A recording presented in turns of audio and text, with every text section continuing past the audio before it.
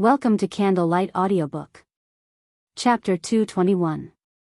The Count had not yet answered, but the Countess handed him the divorce papers, and the Count's eyes shook like waves as he confirmed that all but his signature had been filled.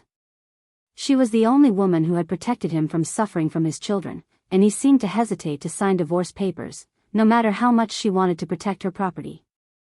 "I need money to live with you in the future. You are not in good health, and the cost of treatment is enormous. If you're so lost in your mind, you might really have to sit on the street." But the Countess's continued persuasion forced him to lift his pen. "How could I not sign the papers to live with you? How do I submit it? And I need the consent of His Highness. When you were a nobleman, you needed it, but I found out that you are now a commoner, deprived of your title, so you just need the confirmation of a person who is in charge and a witness." At the same time, as she was finished, two strangers entered the Count's room. "Who are they?" "They came out of court. You couldn't move, so they came to the mansion themselves. They are very kind. And this is Lyra, a witness." Asher was especially careful about this so that Celine was not to be damaged. Of course, it was ridiculous to divorce to get away with the property ahead of a major ruling, but it was possible because of Asher's permission. A fairly old person checked the divorce papers completed by the Count's signature and finally confirmed them. "Does your mind remain unchanged in divorce?" "Yes, please, finish it as soon as possible." Unlike the determined Countess, the Count seemed to hesitate a little. It was so strange that as soon as she brought up the divorce story, all the documents, as well as the lawyers in charge, appeared. It was as if she had been doing this for a long time. "Come on, honey, you have to think about our future." "I feel sick too." The Countess took the Count's hand and said softly, "There is no other way," and persuaded him. The Count, knowing it, hesitated a little, but nodded and affirmed. "Okay, and I'll finish the divorce procedure with this, and you are now legally separated from this moment on." The Countess let go of the Count's hand without hesitation as soon as he said that. The Countess, who had changed her face to the cold one, said her last goodbye to the Count. "I've been so grateful, financially, but I've never been satisfied with anything else." With the cold face of the Countess, which he had never seen before, his eyes were wide and hardened. "You, Darian, and Lyra have always ignored me, but I have tried to neglect for money, but you have not a penny left, so isn't it natural that we should divorce?" Her honesty made the Count barely speak, unable to control his trembling body. "What do you mean?" No pennies? You've prepared a villa and some real estate for the future." "Yes, under my name. It's my share, not related to you anymore." "Don't be so unfair.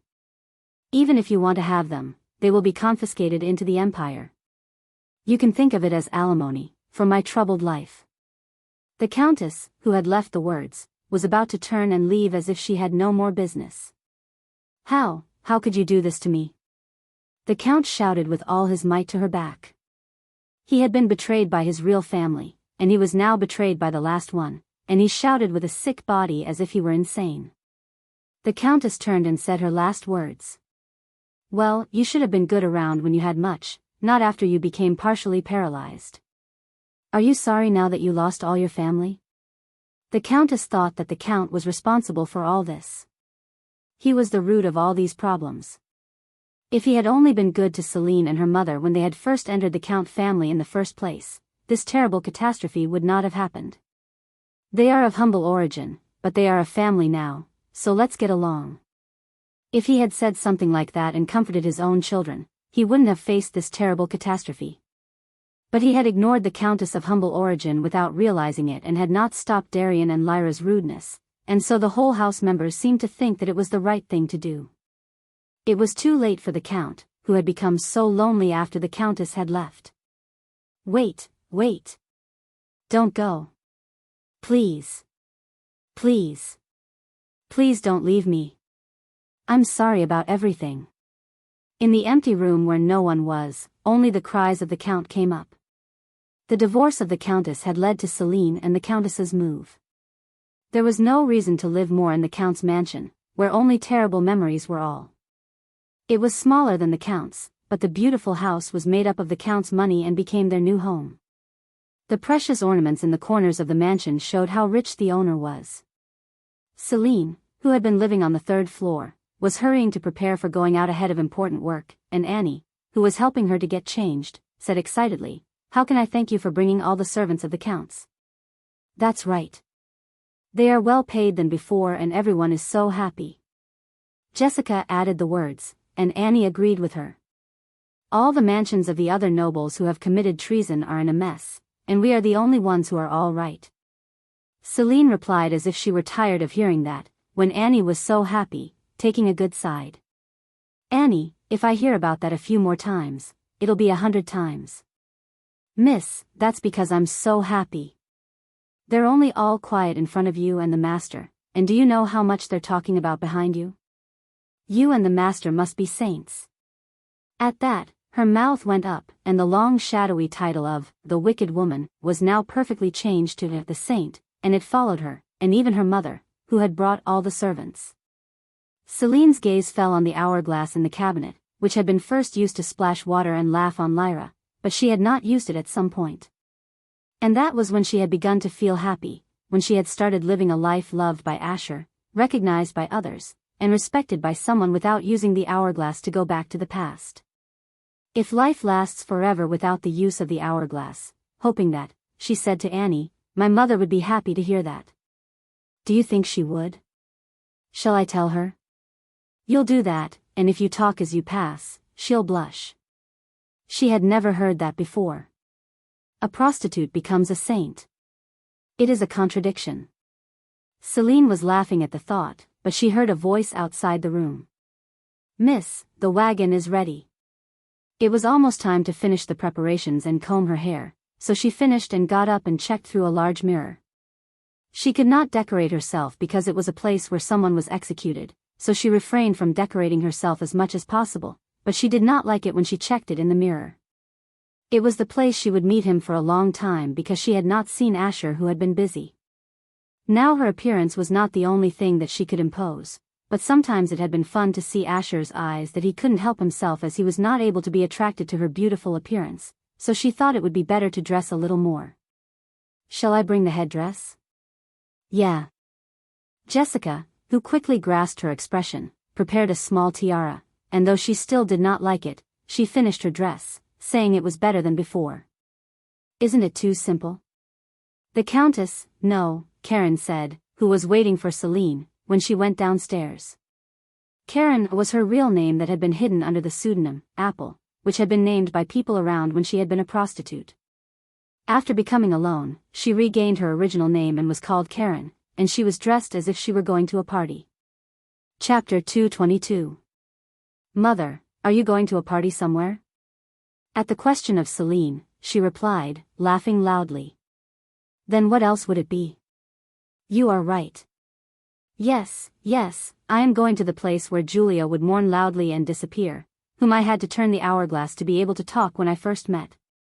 Julia would be beheaded so ugly, like my old self.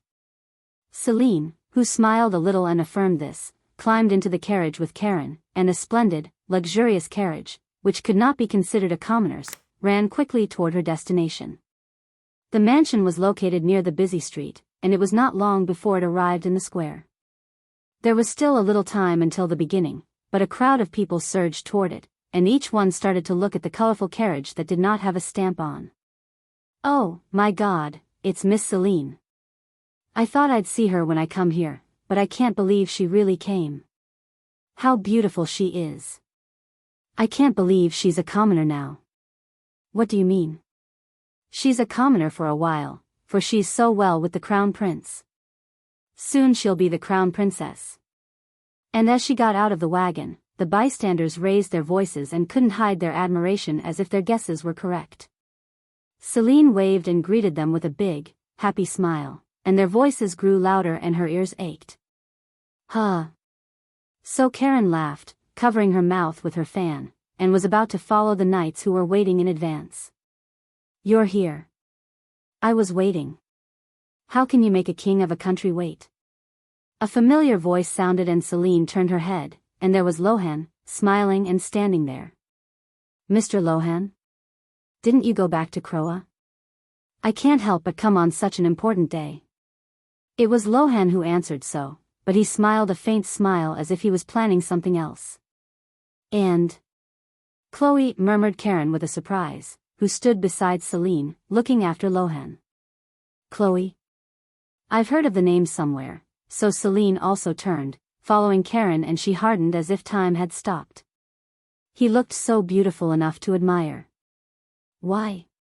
Why does someone exist who resembles me so much? It was strange indeed. Their gender and age were different, but it was as if she was looking at herself in the mirror. Celine was staring at him with a shock, lost her words for a moment, and carefully asked Chloe's identity.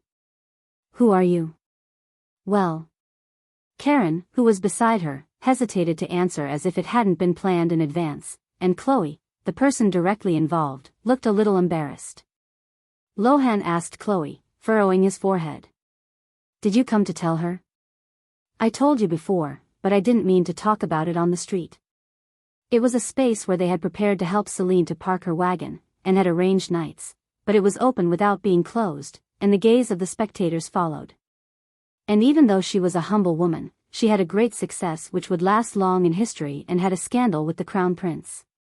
Therefore, they were paying much attention to her every insignificant move. I never meant to rush out like this. That's because Lady Celine showed up, but you were just watching from afar. Your Majesty, as I said, I was going to ask for her understanding and move to the other place. So when he answered with a tone that said he'd ruined, he twisted his eyebrows subtly. Yes, I see.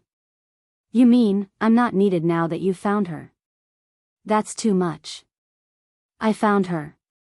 When Chloe didn't answer as if it was true, Lohan was angry, but none of them was soothing him, and he had to remit his anger himself. No way, I don't suppose. Celine couldn't hide her surprised face, as if she had guessed, after hearing their conversation. It was because she had just remembered the story of her biological father. Karen had asked. Mother. Celine called Karen to get her confirmation. Even though the answer was fixed, she hesitated to answer, because she didn't want to say it so suddenly. As she hesitated to answer, Chloe also dared not to speak. There was no answer, but Celine was convinced that she did not deny, tried to say something, paused and looked around in strangely silent surroundings. Yes, that's right. If I'm right, it's not something we should talk about here. Everyone was listening, even the knights who were waiting on a little distance. They might have the same thoughts about Chloe and Celine, who looked so much alike. Well, you'll have to talk about going back to Croa, so it's hard to tell the story here. Going back to Croa? Who? Who else could it be, except you two? Me and my mother. Why?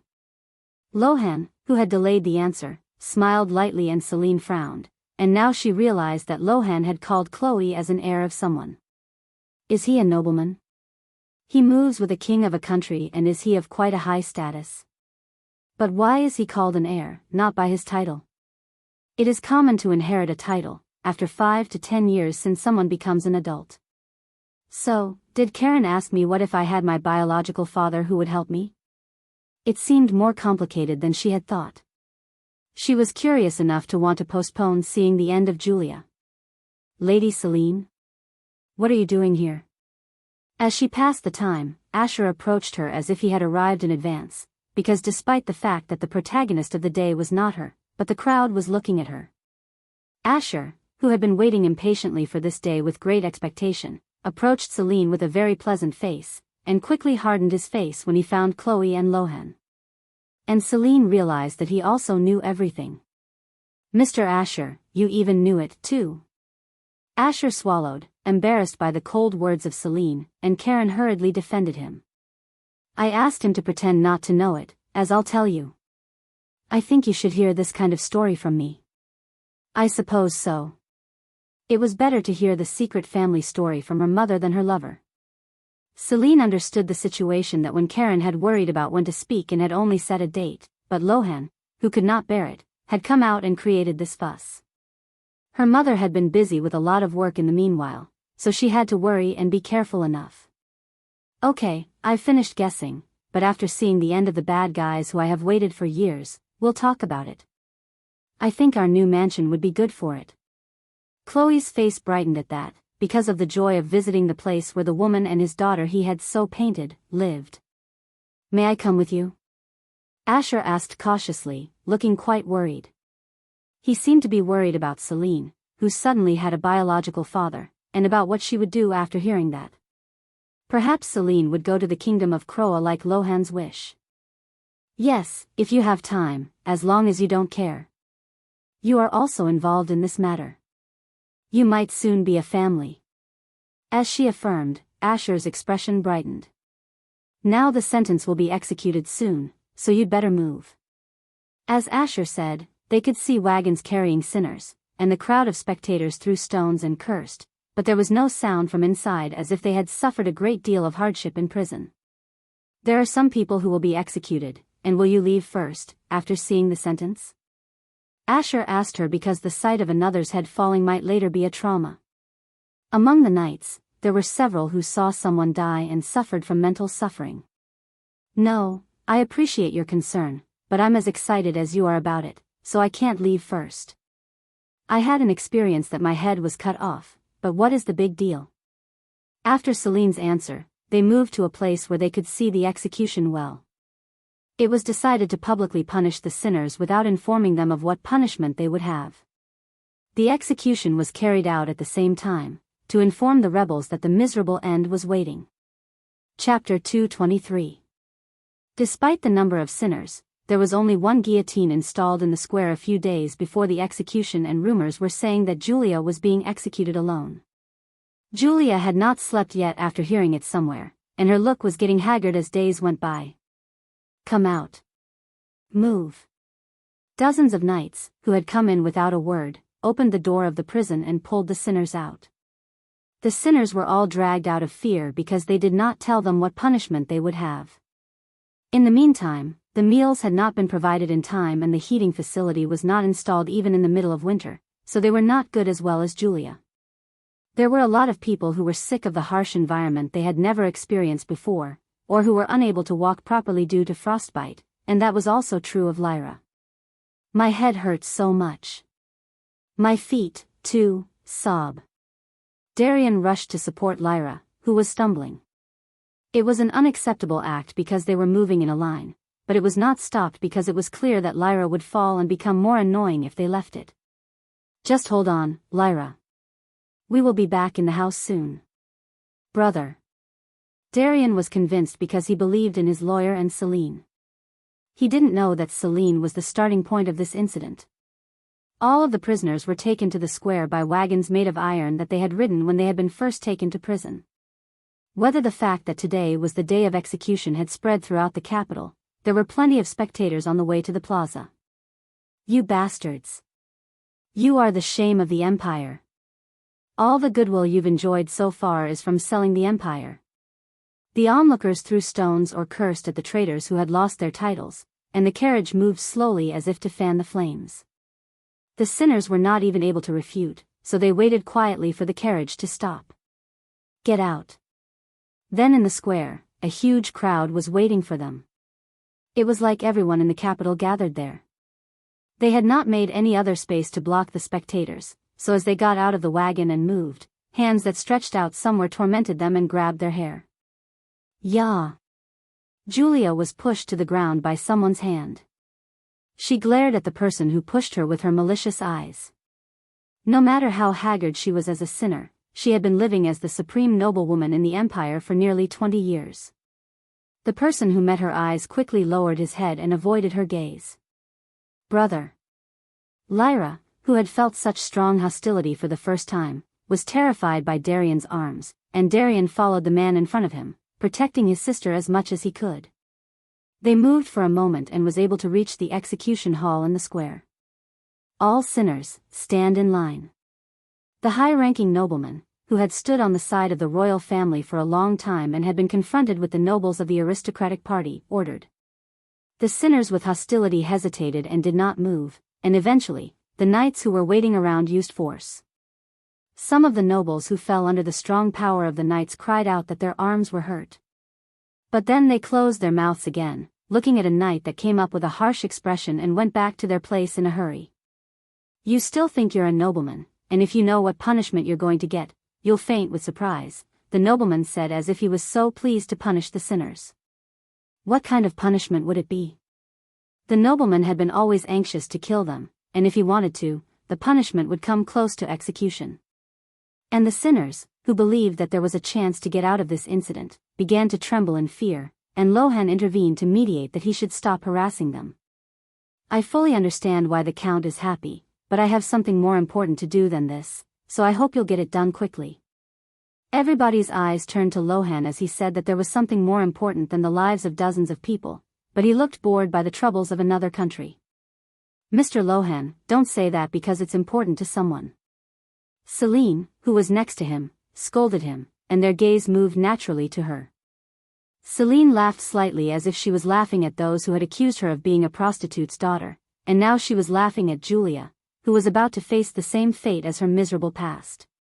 At her smile, which she deliberately provoked, Julia gritted her teeth. How dare you, you woman of vulgar origin?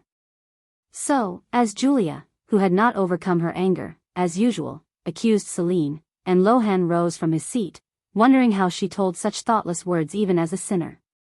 You're still saying that? He seemed quite annoying to hear that because Celine was now the star of Croa, not of the Empire. Lohan. He would rather have a knight shut up than deal with such an ugly woman. As he stepped out of his seat and approached Julia, Asher gave him a small warning, but he did not stop. He went quickly to Julia, looking rather glad. Look straight, Julia, the one beside Lady Celine, who you always laughed at because of her humble origin. He went nearby and ridiculed, pointing quietly to Celine's seat in a voice that only Julia could hear. Julia, who had been shriveling as if she thought he was going to hit her, suddenly moved her eyes in the direction he pointed. She was a bit relieved that she could move her eyes somewhere else. There was a very unexpected figure there. A nobleman who had suddenly disappeared when Lohan had visited the Duke's mansion, saying that he had a business to do. The nobleman who looked very much like Celine, who she had asked for an answer from Lyra but who had made her feel uneasy because Lyra had said that she did not know. He looked more like Celine than he had been away from her, like a family. No way. Yes, you're right. Now you are downgraded as a commoner, so don't you dare say that she is vulgar. As if she had recognized Chloe's relationship with Celine, she shivered so much that she couldn't control herself. It meant that the only flaw in Celine was no longer a flaw. Don't be surprised yet. Do you know which family and Lady Celine are connected to? You've met, too. It is Marquis Renard. And Chloe, who is next to Celine, is the only son of the Marquis, and at the same time, the son of Violet, who was once a royal family, and you should know this before you die. How much you've been making fun of your tongue wrong. Is that man the son of Violet and the Marquis of Renard, who had been royal in the past? Julia was able to recall the rumors about Chloe. It was a very old story, and she could not think of it properly, but she remembered that a woman from the kingdom of Croa had a child, who had an extramarital affair. So she was banished from the empire with her child. Julia blinked her trembling eyelashes and put her mind together. So, Violet, who had been married to the imperial royal family in the past, had an affair with the Marquis of Croa, Renard, and the child they had was Celine's father, Chloe, and he is a nobleman?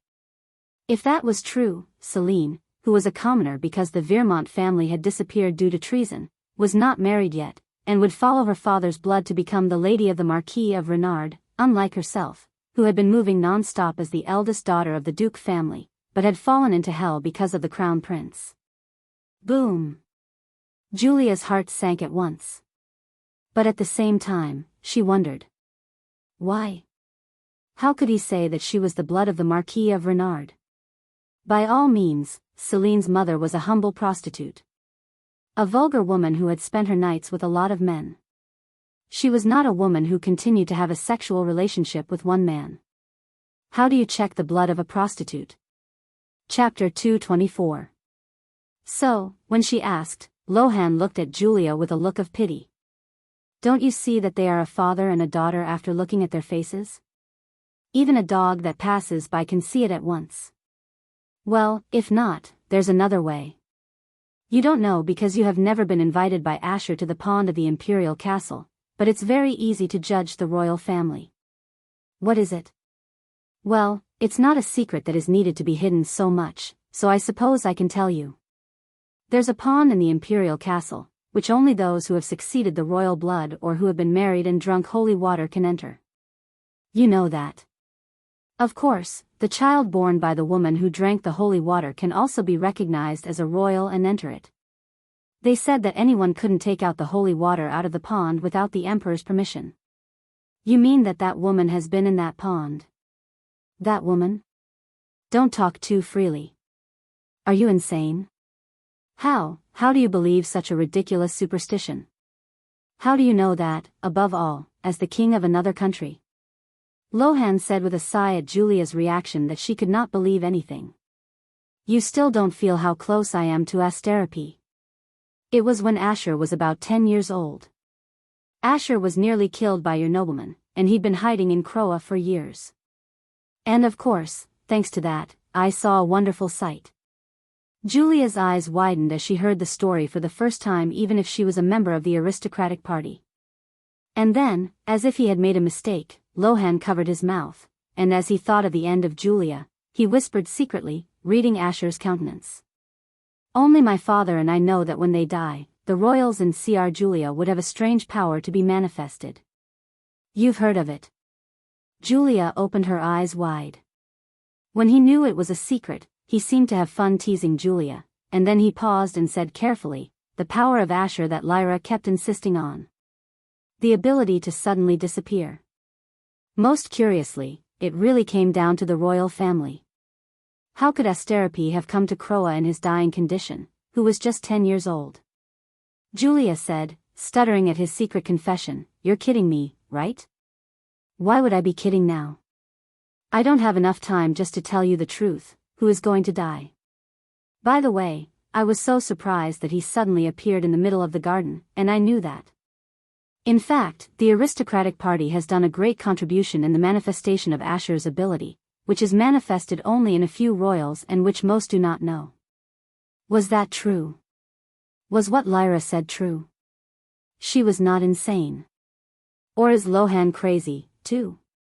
Or is he just joking? Julia's mind was cast adrift. Her lips trembled, not knowing how to take his words. Think about it. Didn't Asterope do it all even though you guys tried to insult and demand so much? Besides, how do you think they could keep the empire and the royal power for so long? Do you think there were only 1 or 2 people who were blinded by power like you? Don't you think it's because when they're in a Cr Julia, their strange abilities are manifested? Lohan's words were credible. She had thought that the crown prince would not do it, and she had let him do a lot of work around the border areas to insult him. But the crown prince had done all the work in a mysterious way, even visiting there himself. It was impossible unless he had the ability to move the space. She remembered that they had said that there were 2 crown princes in fact. So, was it real? Lohan tried to explain to her in detail so that she could believe it, and she looked at him in astonishment. Lohan read the hope of telling her that he was lying, in her eyes, and he laughed at it and finished. Well, it doesn't matter to you what it is anymore. You guys will die, and Asterope will take care of you and become the emperor of the greatest power of all time, and in a while, Lady Selene will be the crown princess. He will remain at peace for a very long time with the nearest nation, leaving behind the great accomplishment of dealing with the evils that had dared to challenge the imperial authority. Lohan, who had left, turned away with a fresh face as if he was no longer frustrated, and Julia was left with a pitiful face, knowing the incredible truth. Her eyes fell to the ground. Julia had treated Selene as a thorn in her eyes, saying that she was vulgar because of her humble origin, but it was Selene who took all the light of the world, and the crown prince who she had said that she would make him regret would be honored. And all that remained with Julia, who had always thought of them as hers, was despair.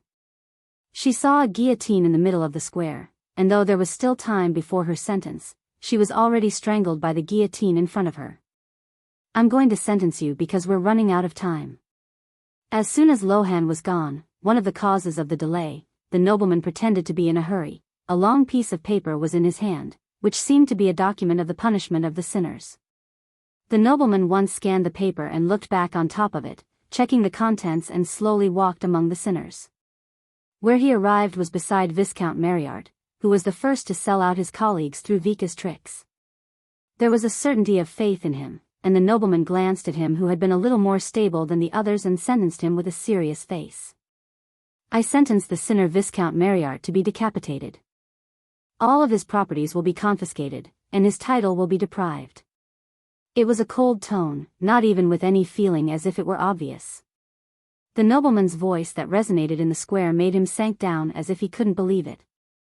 It was as if his face showed why he was being punished like this, and he felt like this was unfair because he had tried to reduce his sentence by informing on the others. From the beginning, beheading was decided to be his punishment, and the spectators began to murmur. Usually, it used to be sentenced a light sentence at first and the heavier they were after, and if it started with a beheading from the beginning, they would rarely get mercy in the future. The Viscount asked the nobleman with his own eyes that were shaking. "What about commutation?" "Commutation? I heard there's an imperial law that gives me remission if I inform on the others, but..." The sinner's eyes were drawn to the word "inform" of the Viscount because they had thought that all the sinners in this place could be saved through informing on the others. Why is he going to be beheaded even though he informed on the others? The nobleman, who received their gaze fixed with question and fear, replied, "Of course, you should be fully considered because you gave important information and testimony, but the crime you committed in the first place is treason, and it was too great to be reduced." It was a cold reaction not to even speak. At this, the Viscount swallowed his breath. "Yes? That means. If you can't prove that you're not a traitor, then you can't get the remission even if you do anything. You should think you will be done with a beheading, but if not, your whole body will be torn off and become food for the beasts." "Huh?" The Viscount's body collapsed to the ground, and he seemed distracted by the incredible reality. He thought he could avoid beheading, but how could this be?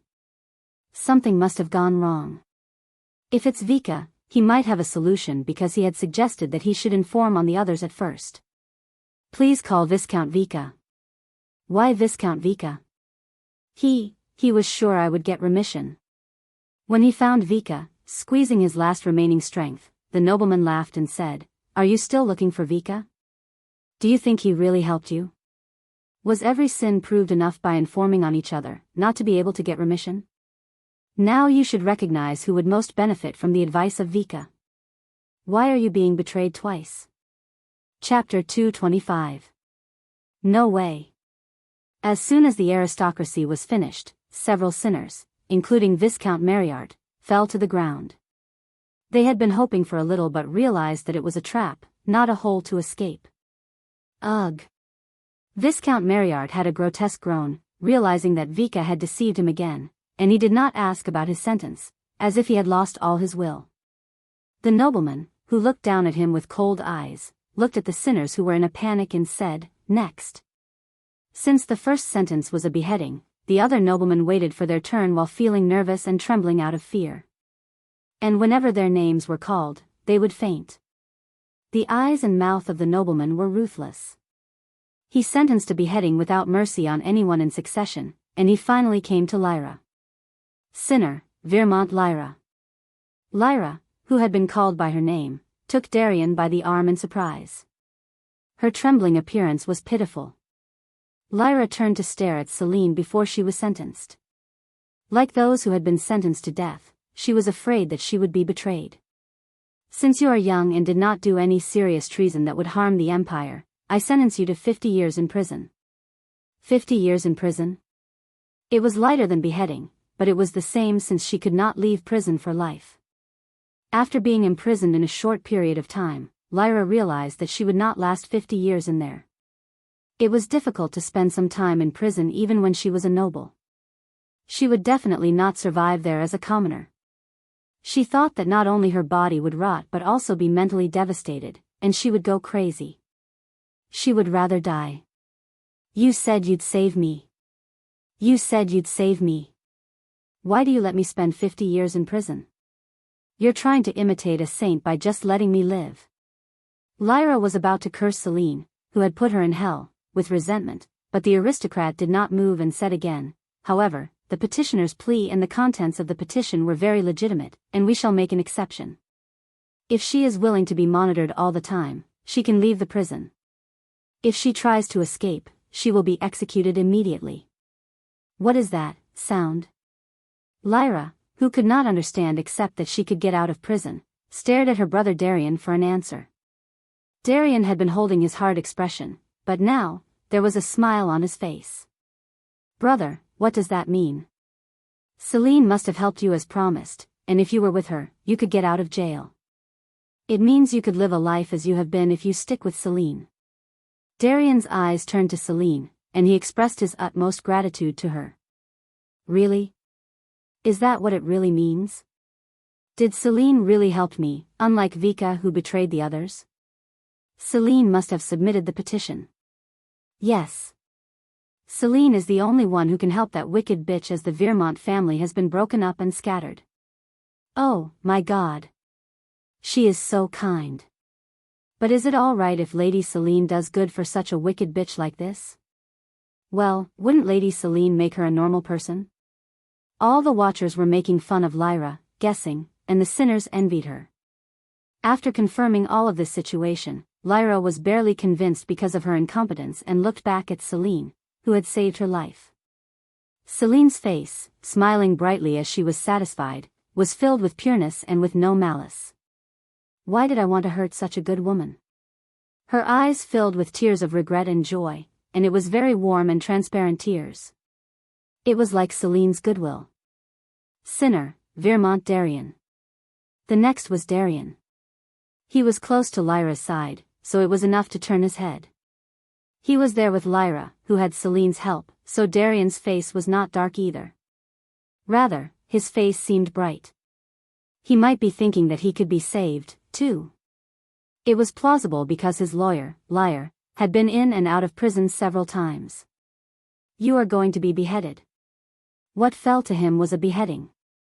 Darian's eyes were fixed, unbelieving. Why? My lawyer has destroyed the evidence with all his effort, so why? No way. Brother.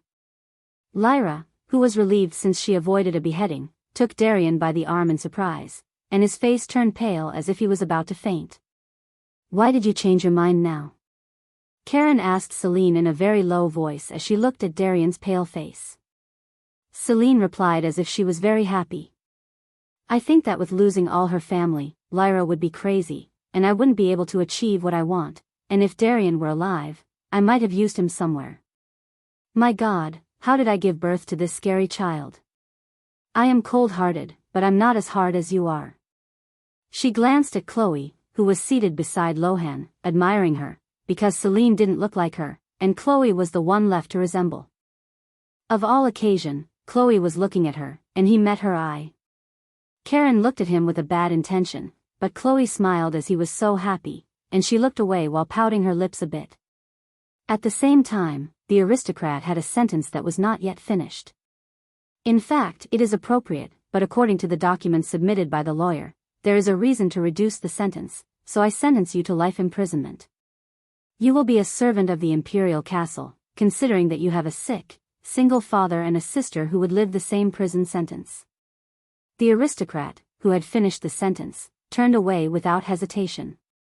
Although it was not a decapitation, Darian sank down on the ground with a devastating face because of the disastrous sentence he got even after hiring the best lawyer in the empire. And there was something strange about the sentence. A single father? Why did he address my father as single? Brother, I'm glad you are saved, Lyra, who did not know what Darian is thinking, tried to comfort him, looking relieved that her only brother was not dead. Darian, who had been comforted by Lyra, furrowed his forehead. He thought for a moment and asked her. Why did he call our father single? Yes.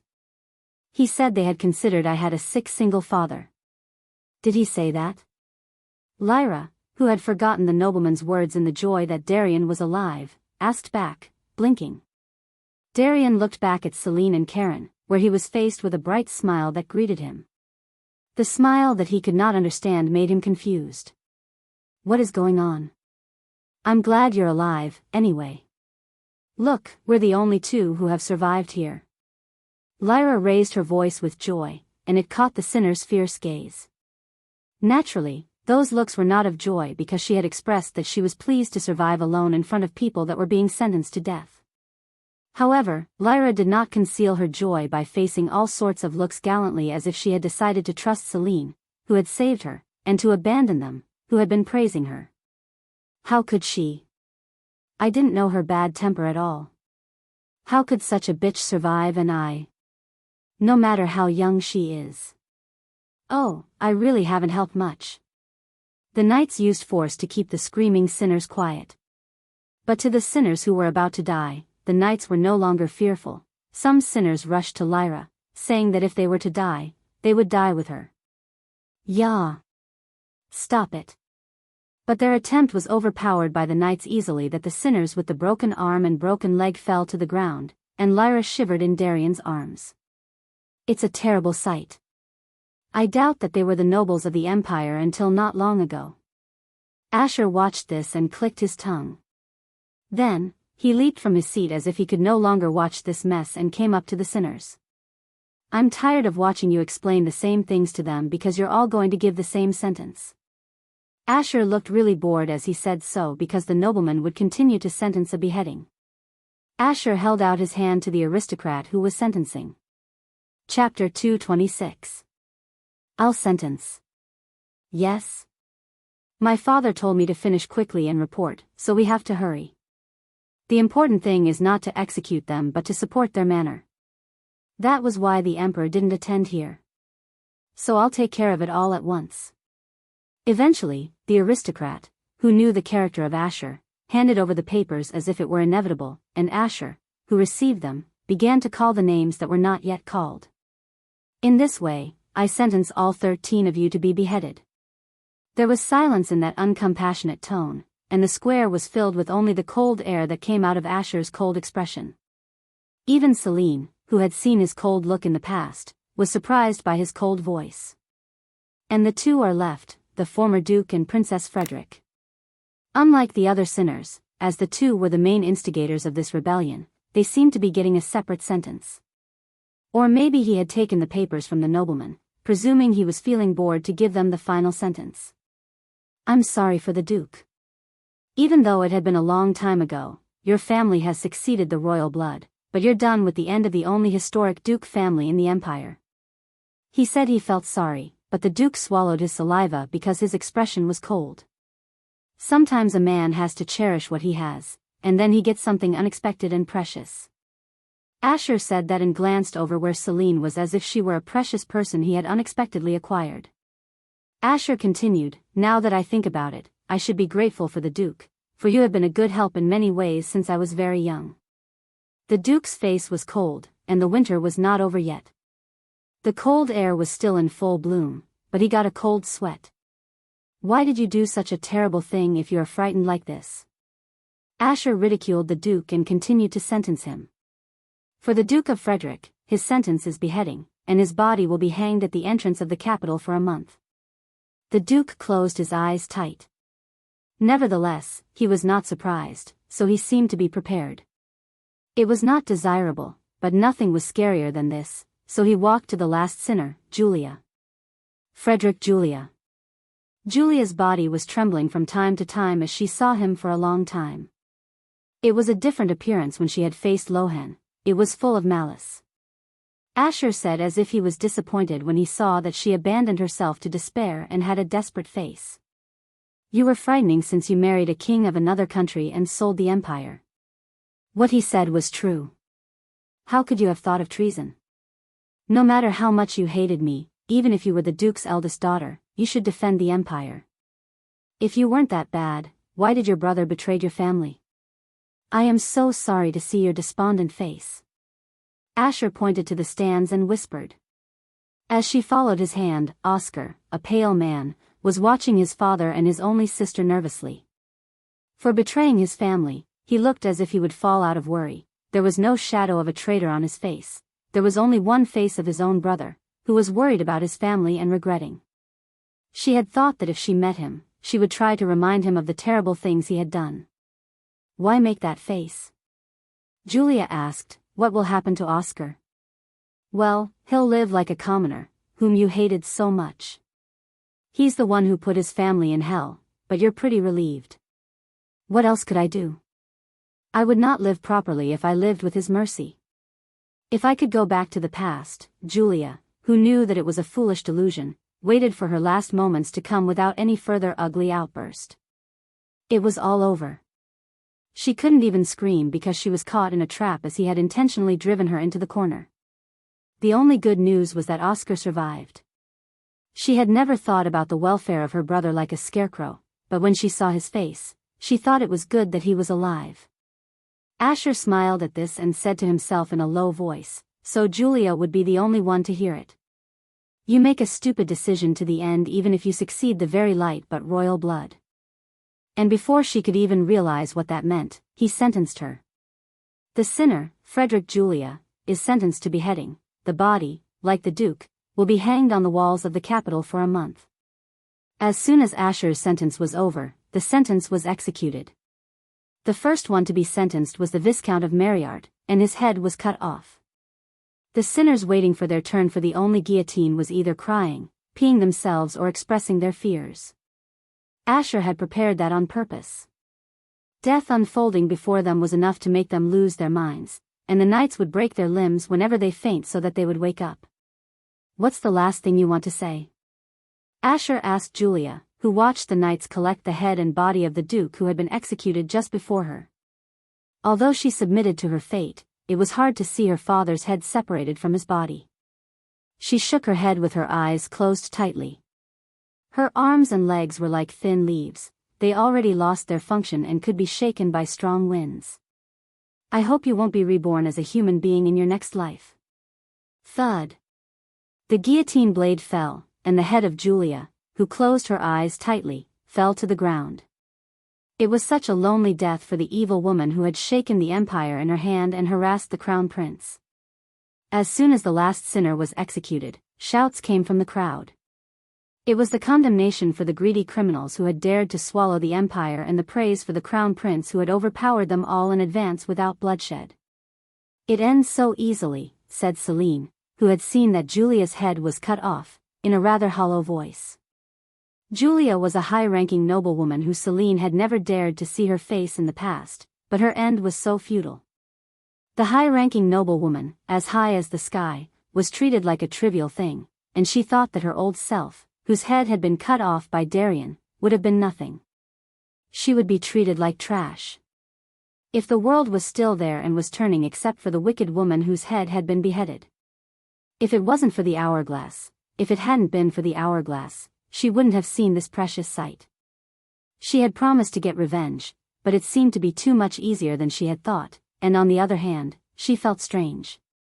Even Lyra and Darien, who had looked so great in the past when she had nothing, were only seen in Celine's eyes as very shabby, humble sister and brother. Of course, it wasn't completely over because the highlights still remained, but it was different from the time when she had aimed at the right time and built up her force, being nervous.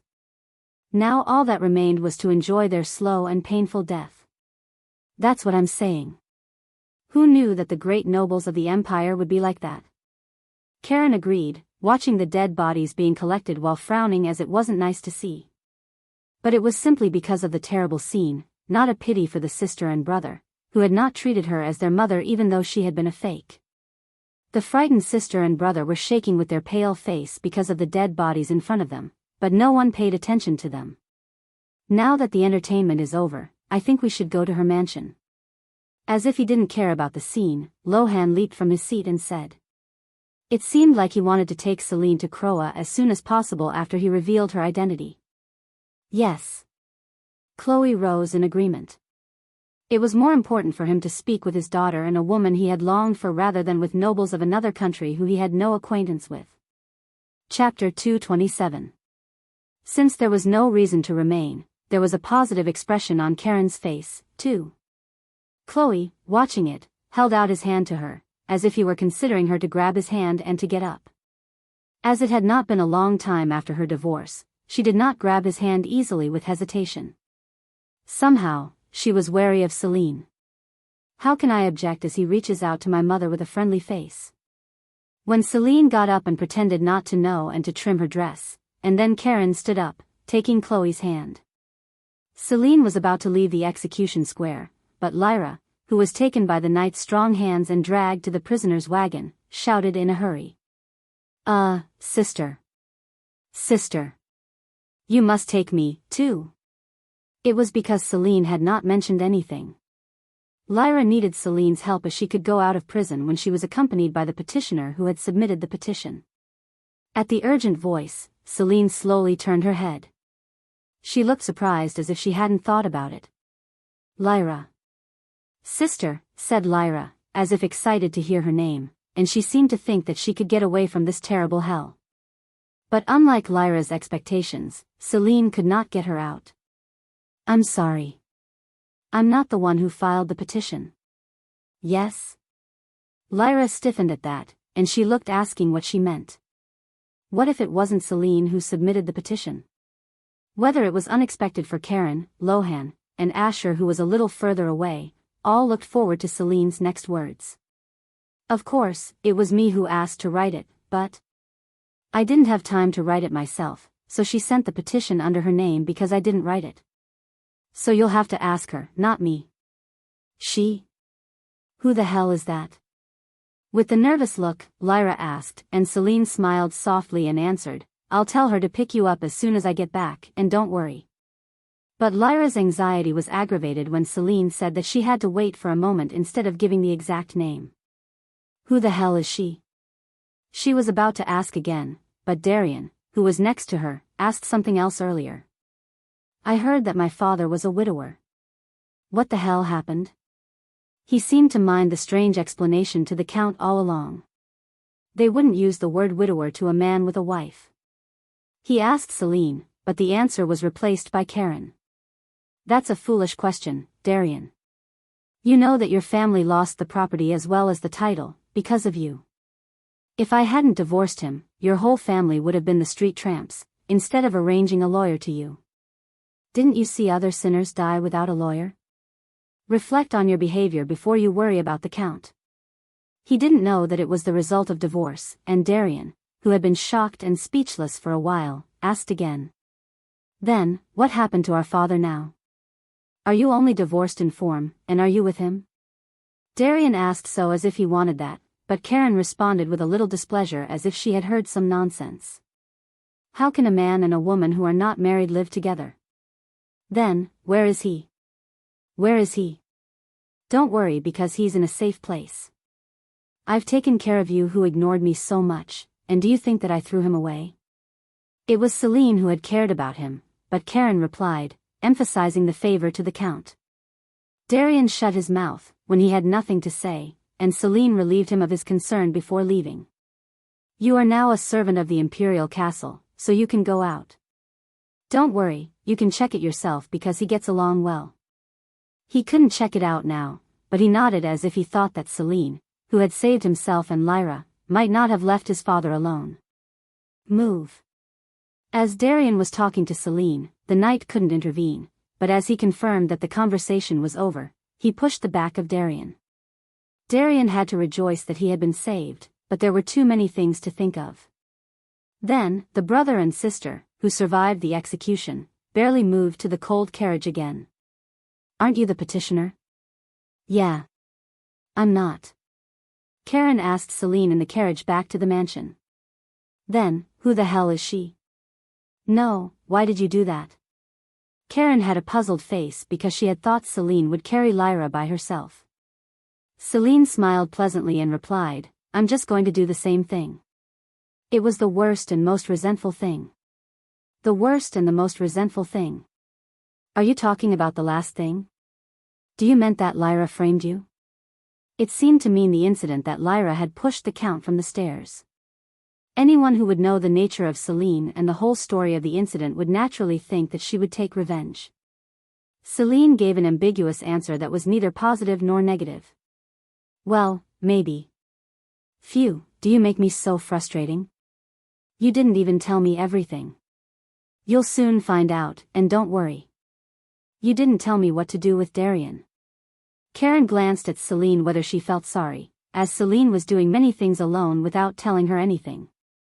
But to start the explanation, Celine had to start by saying that her head had been beheaded and she had turned back the time, and of course she couldn't explain it.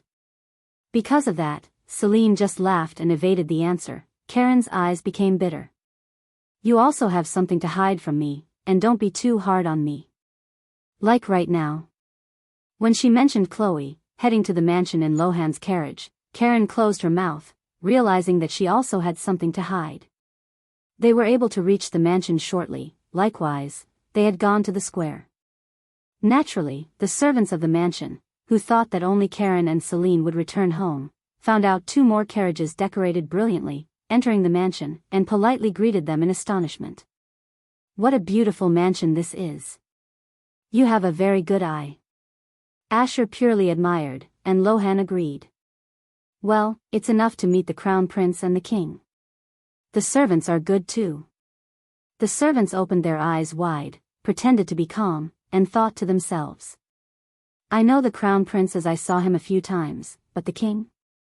But because they couldn't ask, and there was no one to give an answer, they hid their frustrations and served them sincerely. It was clear that Annie, the informant, would ask Celine and bring the answer. The attendants quickly served them the carefully prepared tea and fruits, and despite the fact that the visitors were the crown prince and the king, Karen was confident to guide them to the parlor. I'm so glad that you live well. So Karen, Celine, Asher, Lohan, and Chloe sat in the parlor, drinking tea, and Chloe first spoke to Karen. He was sincerely happy that she lived well. Karen replied with a cold face. Every time you meet me, you say that. I was really worried. There were so many unexpected things that I couldn't go. I didn't expect. There were not a few men who said the same thing as Mr. Chloe. In response to the guilty Chloe, Karen said as if she didn't expect it at all. But her shaking eyes proved that her answer was false. Of course, there were many men who had spoken the same words as Chloe, even if they had used both hands and feet, but there had been no man who had promised the future by expressing with his whole body that she was so adorable. She couldn't guarantee it because it had been so long and old, but she might have expected it a bit. Except for him, others had only enjoyed the situation. Let's stop the introduction, but get to the point quickly. They'd already talked through letters several times, and they acted as if they met again in a few years, and Lohan got angry. Mr. Lohan, why don't you go to another room? You don't have to be here. When Celine said that it would be better for Lohan to leave now, he was frustrated and replied with a very sad face. You don't know how much I've played a major role in this. Think about it, Lady Celine. Who brought Marquis Renard and his son, Chloe? Chapter 228. I see. Thank you. But you're not related to me by blood, so you don't have to be here. The same is true of Asher. No, Asher is my lover. Asher firmly grabbed a mug as Celine referred to him that he was her lover casually. The tips of his ears were also a little red. You can have a relationship with me as a lover, too. But soon Lohan started to talk nonsense, and Asher, who had a cold face, was annoyed and joined the conversation. I want to break my promise, and please shut up. Aren't you treating the promise of 2 countries recklessly? The great nation decides whether they would keep the promise. It was unfair but right, and Lohan shut up. Since a long time ago, the empire had the greatest power on the continent. When Lohan closed his mouth, the conversation which had stopped continued again. I'm sure you would guess since I've mentioned blood relations. This is your biological father, Renard Chloe. I see. Unlike Karen, who carefully introduced, Celine's answer was calm, as if it was not worthy to her. She had heard of the last name, Renard, somewhere, but it was nothing new because even if she had a biological father, her life would not change. Aren't you surprised? You have given me a lot of hints, and I can't be surprised. Besides, his face looks so similar to me, and what do you think it is? Karen had a pretty embarrassing look if she forgot that Celine had mentioned about the blood relation. It's not strange to have a biological father because I couldn't be born alone. By the way, why are you here? You didn't come until I was 17 years old. Why do you come now? Is money your purpose? Her exact wealth was not known, but the fact that Celine had accumulated considerable wealth had already spread throughout the continent. The businesses she invested in were originally successful ones, and they were far more successful than in the past, with the halo of Celine now. Especially for the items used by women, the rumors of whether Celine used them circulated in public and they were very popular. They thought that if they used the same item, you could be as beautiful as hers. Thus, Celine could not greet the presence of her biological father who appeared after she had gained such wealth and honor. Now that she had done everything anyway, there was nothing her biological father could do for her. Rather, she felt that he would have more to gain from her. Of course, if Karen liked him, she was thinking about cheering for a reunion. As she had looked at him for a moment but from a distance, she felt that Chloe loved Karen pretty much. That was how Celine felt about her biological father, Chloe, who suddenly appeared. That's all my virtues, Lady Celine. Lohan replied confidently to Celine's question. He behaved that he should be praised with glory to reunite a long-separated family. Why? I persuaded Chloe and his father, Marquis Renard, who did not believe in your existence. My existence? Yes. Chloe was looking for a long-awaited lover, but he didn't know your existence. If so, didn't you come to me because of my famous name? Celine, who once thought of his tender gaze that had turned to Karen, finally relaxed. If her mother liked him, she would have agreed for her mother to remarry and minimize the relationship with him, but it didn't seem necessary. You must have been surprised, after hearing that you suddenly got a 17-year-old daughter.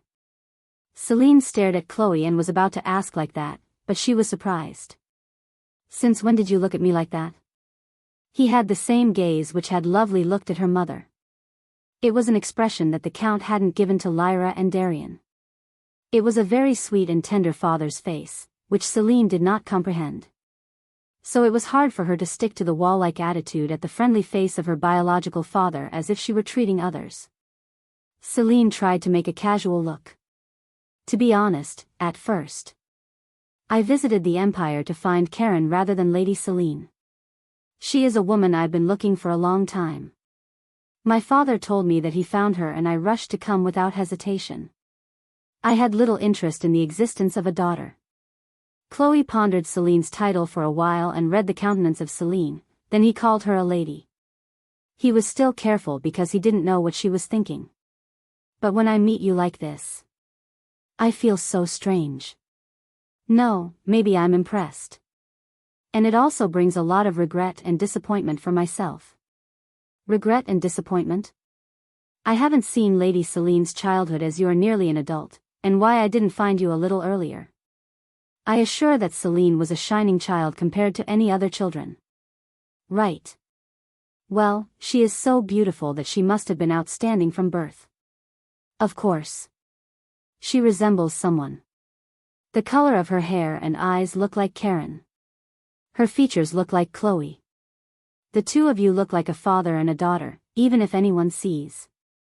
I'm happy then. Celine lost word in the dialogue between Karen and Chloe. No, she wasn't able to say anything exactly. She had heard the words that she was beautiful or shining, so many times, but it was the first time from her parents.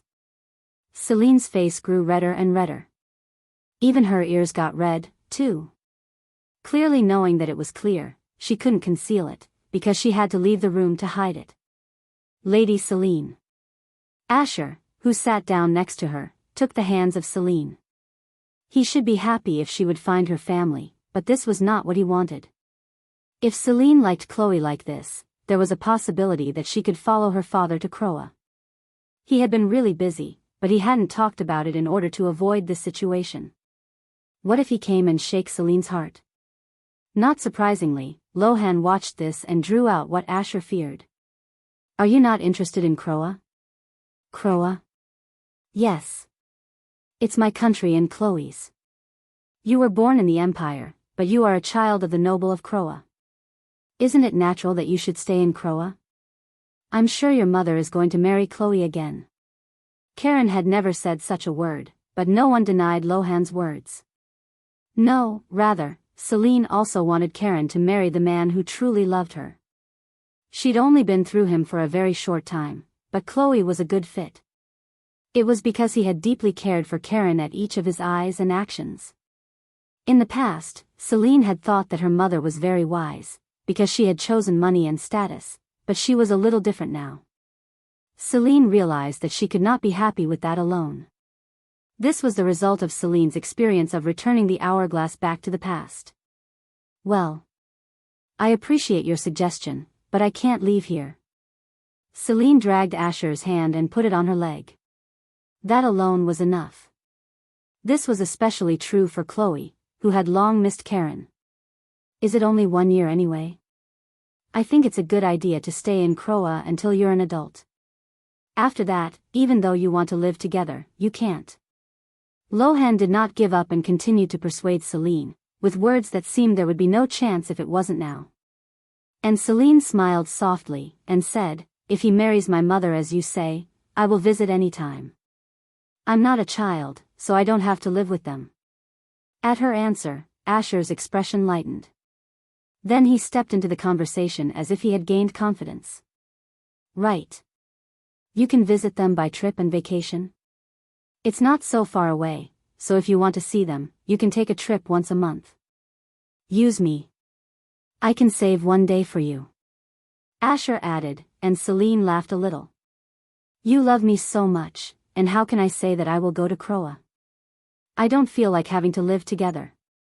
And I don't decide whether to remarry or not. At the final words of Karen, Lohan looked devastated. Then he hurriedly looked at Chloe and urged him to do something, with his face. I respect Karen's opinion. How stuffy you are. Eventually, Lohan became angry and left the parlor, but no one stopped him. Chapter 229. Rather, thanks to the disappearance of the interrupter, they could talk even more freely. While drinking tea for a while, Chloe explained why he had been kicked out of the Imperial Castle, why he couldn't have picked up Karen, and why he had later tried to find Karen but hadn't found her. He included that he had missed her so far. Karen wiped her tears in the pathetic story, and Celine's heart moved. If you'd been faced with such a big thing, you wouldn't have been able to stay sane. I would have had aphasia. I understand. Thank you for your understanding. I tried to find Karen late, but I couldn't find her because there were so many similar names. Besides, it's a little bit, my condition wasn't good either. I may be like that, if you go to Croa. As she said he understood Chloe, Asher intervened in the conversation with a serious tone. She had no intention of going, but he kept on begging not to go. She wanted to make fun of him. It's true. You will absolutely miss me. Lady Celine. But Celine was satisfied with Asher's frowned face, and turned the subject, as he told her not to say such a joke. Mother, what are you going to do now? I'm big now and I will respect whatever you do. Me? I'm not sure. Even if we have a child, it's strange to get married. Karen glanced at Chloe as she spoke. It seemed that he should catch the sign of her intention, and that he should try his best effort to get her heart. Chloe, who had come to the Empire in search of Karen, replied that it was natural. I will try to get your heart. I will come to the Empire over and over again. Getting a mansion near you is the first step. Chloe answered Celine sincerely, and Karen was drinking tea quietly, but in his very enthusiastic aspect, her cheeks got red and asked what she had been curious about, as some of their conversations were sorted out. Well, did you say that you'd help Lyra when you get back to the mansion and that you'd send someone? Then, I'm sending someone. Who is the woman who is going to take Lyra with? I did. You'll soon find out because she will bring Lyra. Well, it's not bad to be a little late. She will be more desperate than that. Wouldn't that be more fun? Celine replied, imagining Lyra, who was crying uglily. It must be a masterpiece that I want to leave as a picture. If I saw it myself, it would be great, but unfortunately, there was someone else to see it.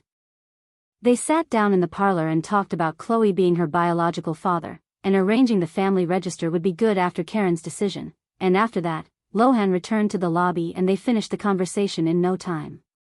Why do you finish the conversation when I come? Lohan asked with a displeased face. It wasn't because of you.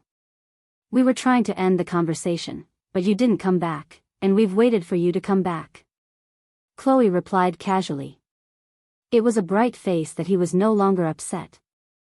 Chloe. You stayed in the room crying because you couldn't find Karen, but now you talk quite a bit. Lohan was annoyed, but they did not continue the conversation which had already ended. After that, Asher left the mansion and Chloe, who suggested a date to Karen for a walk, stayed in the mansion and waited for her to be dressed.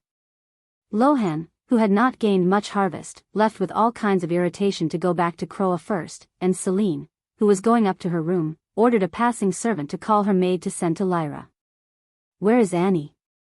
Please tell her to come up to my room because I have something to say. At the instruction of Celine, the servant bowed to her and disappeared to call Annie. Without waiting too long, Annie quickly came to Celine's room. There was a lot of curiosity on her face, wondering the conversation they had just had in the parlor, and the identity of the unidentified guests. Miss, did you call me? Annie squeezed the curiosity into her heart and asked Celine, pretending to be casual. She seemed to think that Celine would tell her when the time came anyway. It was obviously seen, and Celine smiled softly and gestured her to sit on the other side. Sit down. Yes, Mississippi. At Celine's hand gesture, she ran and sat down at the other side, and Annie's face was very excited. Instead of having her do something, she told her to sit on the other side as if she was talking about something. And Annie's prediction was such a hit. I have something to tell you. It's very important. Annie shined her eyes and opened her ears. It meant that she was ready to hear anything, without missing any words. Celine continued to say, you need to go to jail. Yeah? Jail? But it was not a funny and interesting story, but she was surprised and misinterpreted that Celine would put her in jail, like Lyra and Darian, and asked back. You don't have to be surprised that much. I'm not saying you will be put in jail, but I'm asking you to bring Lyra. Then Annie swept away from her heart as if she was relieved and asked why she would visit. Why am I going? Weren't you her guardian? No, you are the guardian of Lyra. You filed the petition, although I called the contents. That's what you told me to do. I just did what you told me. As Annie said, she had only written as Celine had told her. But it was definitely Annie who had submitted it, and the person who would be Lyra's guardian was the one who had filed the petition, so Annie was legally the guardian, though Celine had ordered her to do that. So you don't like it? Yeah. I mean, do you hate bringing Lyra? Celine's question darkened Annie's face a little. Annie didn't say she didn't like it, but it seemed to be very disgusting. She was foolish indeed. It was a rare opportunity Celine had prepared, and it meant that Lyra, who had no status as a commoner, would belong to her own right. Then they said Lyra couldn't be apart from her guardian, and she would be executed immediately upon departure. Yeah. So she may die if she goes afar from you. I mean, Lyra shouldn't be apart from you. No matter what happens. Annie's expression became mysterious. It was a face that seemed to grasp something in Celine's useless explanation, but she was not certain. And Celine continued, besides, she has fallen to the common people for the price of rebellion, and she is in the same status like you. It's different from the past when she did nothing pretending to be a noble, but a commoner isn't like that. A commoner works and gets paid for each day. Lyra was now a commoner and could not be separated from Annie by anything. And Lyra, who was no longer aristocrat, couldn't live simply by staying. She was not a noble who led an elegant life with the estates she received from the country, but she should work hard every day like the common people. Annie's eyes glistened as she understood this. Though she understood Celine's words, she was looking for a little more confirmation. Besides, is it time for you to think of marriage with Baron Burbum? If that happens, you'll become the Baroness, so you're better off getting used to having a maid. As you know, I had a hard time at first. So Annie, who confirmed the hidden meaning of having Lyra like a maid, jumped out of her seat with a smile. She wanted to get Lyra out of jail right now and make her do all the hard work. But in order to do that, she needed the permission of Celine who had called her. Annie waited for her answer, feeling nervous as if urging her. Go and take her. Thank you. Miss. I'll get back soon. Annie went out of the way and soon knocked on the door again. She couldn't have been there already, so Celine answered with a mysterious voice, and Annie carefully asked Celine with a reddish face. Miss. I'm sorry, but can I dress up a bit? I think I am dressed so simple. Annie seemed to be very firmly prepared to master Lyra. It will also hurt Lyra. How would you react if Annie, a maid, appeared beautifully in front of you? Chapter 230. It was a good reaction, so Celine nodded and gave her one more gift. Take a colorful wagon. I don't mind the carriage used by me and my mother. Are you sure? Of course. Did you see me say something empty? Oh, my God, miss. I never imagined I would ride such a precious carriage. Thank you so much. Even if she was impressed, her eyes were full of tears, so Celine rebuked her to go quickly. Yes. I'll be ready and get back soon. Annie's hands moved quickly, and soon afterward, she was able to go to pick up Lyra with a gorgeous appearance that was no short of anything, as if she were a noble. When returned to prison, Lyra rapidly lost her weight for a very short time. As soon as Cain was brought to prison, he was taken to the imperial castle, and all who had been imprisoned were executed and she was alone. Waiting alone for someone to take her out of the dark and cold prison was difficult even if it wasn't Lyra. Celine said she would send a person right away, but I haven't heard any news from her for 3 hours. She was worried that no one would come. She was afraid that she might have to live 50 years in this old, dirty, uncomfortable prison. Celine might leave her here. Lyra crouched roundly. Because it was hard to overcome the cold, worry, and fear. As soon as her face was buried in the arms on her crouched knees, she waited for her only sister to send her a person as promised without betraying her. Lyra, who had endured such a long cry, believed that a person would come, and waited for the unknown. Suddenly, the tough footsteps gradually came to Lyra, and shortly afterward, the footsteps stopped before her prison. Come out. Lyra looked up her head in a flash, as she heard a voice. It was one of the guards who guarded the prison.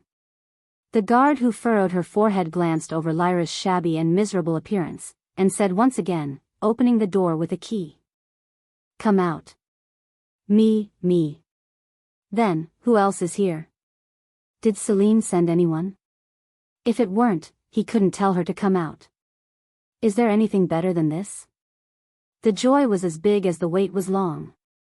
It was not easy to stand up because she had been crouching for a long time, but he seemed to leave himself if she was a little late, and she gave her feet full of power and got out of the terrible prison. Who is here? Lyra, who couldn't stand the curiosity while walking down the hall, asked the guard. Her steps were painful and bitter, but it was buried in joy and she didn't care. At Lyra's question, the guard answered as if he was disagreeably surprised. Lady Lyra. No, you are not a lady anymore, but a sinner, Lyra. Do you think you are still in a position you dare to ask that question yet? His tone was pretty harsh and rough. The guard showed great disgust at Lyra who had joined the rebellion. She had been feeling that since she had become a sinner, but her whole body trembled with disgust toward herself. The physique of the guard also played a part. Go quietly. You have no right to say. Lyra closed her mouth at the guard's murderous warning. This was because it was a scary figure that seemed to wield violence if she said something more.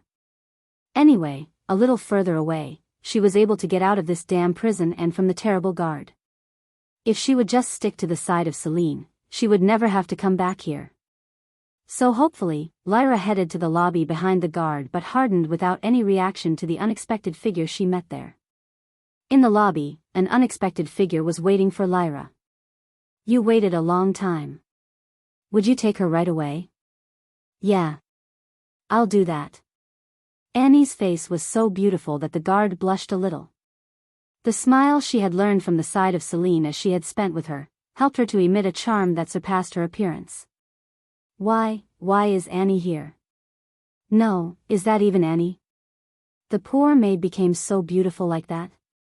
Lyra, who watched her for a while, looked down and confirmed his miserable appearance. Her skin and hair were messed with the black dust, and her feet and legs were swollen and worse than the commoner women. Her face would be messy without having to check. Maybe it might have a scar. As soon as her thoughts reached that point, she felt ashamed and humiliated, and she would die right away. It would be okay if the person were Celine, who she couldn't beat by beauty, but she was worse than Annie, who had a freckled face. So she couldn't lift her head and hid her terrible face. Annie called Lyra's name. Lady Lyra. Oh, not anymore, because you're a commoner. Is it right, Lyra? Annie omitted the honorific title and simply called her name. Lyra's body was shocked by not only her appearance but also her tone of speech as Annie imitated Celine, but she didn't lift her head, so Annie called her again. Lyra, did you break your neck? Why don't you raise your head? Lyra squeezed her fists and shook her fists, as Annie asked, though she knew why she could not lift her head. She wanted to get angry, but it was anger for herself that she couldn't. Annie said, mocking her again, Mila, why don't you lift your head? I have to check your face so that we can go out together. I can't take the dirty girl without confirming her face. The words that followed were enough to make Lyra more miserable. It would be miserable for Annie not to be dressed up in splendor, but it smashed Lyra's pride because it came out of her beautifully decorated mouth. What shall I do? Nevertheless, Lyra didn't raise her head, so Annie asked the guard for help. The guard sighed at Lyra's pathetic behavior, and he forcibly grabbed her head to look up. Yah! It was so sudden that Lyra screamed, and Annie opened her eyes wide, covering her mouth with a fan in her hand. It was not because of his harsh acts against Lyra, but because of Lyra's ugly and miserable appearance. Oh, my God, I wonder if this is really Lyra. She is Lyra. It's hard to confirm her because she's been imprisoned and couldn't wash, but she is Vermont Lyra. It's hard to believe. Lady Lyra was always beautiful and elegant. As soon as she was degraded her status, she became so shabby like this. Nobody is going to call her a lady now. Lyra's eyes turned red with continued insults. She could bear to be humiliated because she had really sinned, but it was hard to bear the thorny words of Annie, who had been her maid. Stop, stop. So when Lyra squeezed out her wet voice, Annie was surprised and asked the guard, Did I do anything wrong? I don't know why Lyra is crying. The guard shook his head and comforted Annie, no. Since she entered the jail, she was a little crazy. She was laughing alone. In the meantime, the state seemed to have gotten worse. So please don't be bothered. I see. She was once the most elegant aristocratic lady in the empire. I admired her the most, but now I can't find any traces of it anymore, and I'm so sorry that she is out of her mind. The two approached the incredible conclusion, staring at Lyra very pitifully. The sympathetic eyes ripped Lyra's pride without leaving any trace. The procedure is complete with your signature. In the future, you can easily leave or take her at any time with a simple procedure. Lyra's two fists were squeezed in the look of the guard, who explained as if she were taking her luggage. However, the reason she couldn't say anything was that it was insulting, but the guard's explanation was appropriate, and she was also too scared of him. She was also afraid that she would be put back in prison. It was still painful as he had grabbed her head like a beast's. Now the Count or Darien could not help her as in the past. She had to deal with all kinds of hostility alone, but she was not confident. That was why she couldn't resist at all, nor got angry. Chapter 231. It was too much pain for a young girl who had run with only the hope of delusion. So, if she waited as if she were dead, she could get out of this prison only with a bad feeling, so she shut up and waited for the conversation to end. I have to go back quickly and meet my elder sister, Celine. I couldn't help it now, but if Celine knew this wrong treatment, she wouldn't let it pass. She must be sad, and she would bitterly scold Annie. While saying she was a presumptuous maid, Celine might kick Annie out of the mansion. Now Celine and I are both commoners, but in the past, we were both nobles and were attended by Annie. Celine had saved Lyra and her brother, Darien, who had committed treason, and she would punish Annie and take her side again. It was clear because Celine was her only elder sister. "Let's go, Lyra." After the conversation with the guard, Annie started to walk elegantly with her back straightened up as if she were a noblewoman. She was following Celine's example but in a much shallower movement. Her anger and fear disappeared and a laugh came out. Celine was not that much. No, in retrospect, Celine was elegant enough to admire. Who dare would be so elegant and would catch her? No one could find fault with her elegance. Even though they were both commoners, Annie was far different and Lyra furrowed her forehead. "If I just go back, I will tell Celine all about it, and let the stupid maid who imitates the aristocrat taste reality." Pledging again, Lyra quietly followed Annie. Fortunately, Annie's footsteps were a bit slow to imitate the noble steps, so there was no need to suffer when she walked. As she walked away from the terrible prison, a gorgeous wagon she could not even dare to make was waiting for Lyra. Naturally, Lyra, surprised by seeing Annie get on the carriage, opened her eyes wide and asked, "Annie, did you ride this when you came here?" "Well, what else did I ride?" She didn't care about Annie, who replied as if she disregarded her. The carriage was gorgeous and shocking. What a gorgeous carriage it was. There had been no such carriage in the carriages of the Vermont family. No, to be exact, she had not thought of decorating it that much. Why did Celine give Annie such a carriage? At best, she was a maid. Obviously, it was too much for a maid to ride. No, most aristocrats couldn't afford such a carriage. It was not a carriage for a maid. But why? Why did Celine give it to Annie? "Miss Celine is waiting for us, so we have to go back quickly, but I feel a little bit uncomfortable riding with you." At Annie's words, Lyra felt some unknown displeasure and had a lot on her mind. At that moment, Annie spoke suddenly to Lyra as she was about to climb into the wagon. Annie furrowed her forehead and looked at her with a face that seemed to not like something. "It's a little bit displeasing to get on the same carriage with you." "Lyra, you should sit next to the driver," Annie said something ridiculous. With this, Lyra was surprised and asked, "What do you mean? Why should I sit next to the driver? Didn't you come to pick me up?" "You'll have to lower your head and check your appearance, Lyra. What if you dirty this fancy carriage? This is a carriage provided by Miss Celine, and is it all right if you get it dirty?" Annie pointed to Lyra's dress, which was like a rag. She seemed to be displeased, even pointing at her with her finger. Lyra had already checked her dirty, miserable appearance, so even if she didn't lower her head, she could guess her condition and her face became red. It was no different from a beggar on the street, but she didn't want to sit next to the driver, so she made an excuse. "Someone can clean up the carriage later." "Who? You? You don't mean to let a servant do it, do you? There's no servant left to do such work for you anymore. Of course, it's the same if you sit in the driver's seat. Wipe out the dirt from your body by yourself. All the commoners do that. I'll excuse you first because you smell terrible." Annie, who said those words, left Lyra and got into the carriage alone. It meant that Annie would not permit Lyra to get in the carriage, no matter what she said. "How dare you say it without going crazy?" As she could not let it go any longer, Lyra, who was about to open the door of the carriage and go wild, suddenly stopped. She was afraid that Annie might want to put her back in jail here.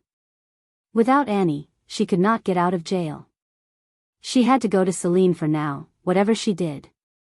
If she went back and informed Celine and accused Annie of her arrogance, she could not help but solve this ridiculous thing. Would you like to ride next to me?" The driver carefully asked Lyra, who was struggling to calm herself down. He had also worked in the Count's mansion and came to Karen's mansion, and so he remembered her character so well when she had been a noblewoman. She was not a girl to be treated like this. As a result, he couldn't talk down to her like Annie. He took off his hat, which he had been wearing, and responded in a polite manner. "I would." Lyra responded with a deep sigh.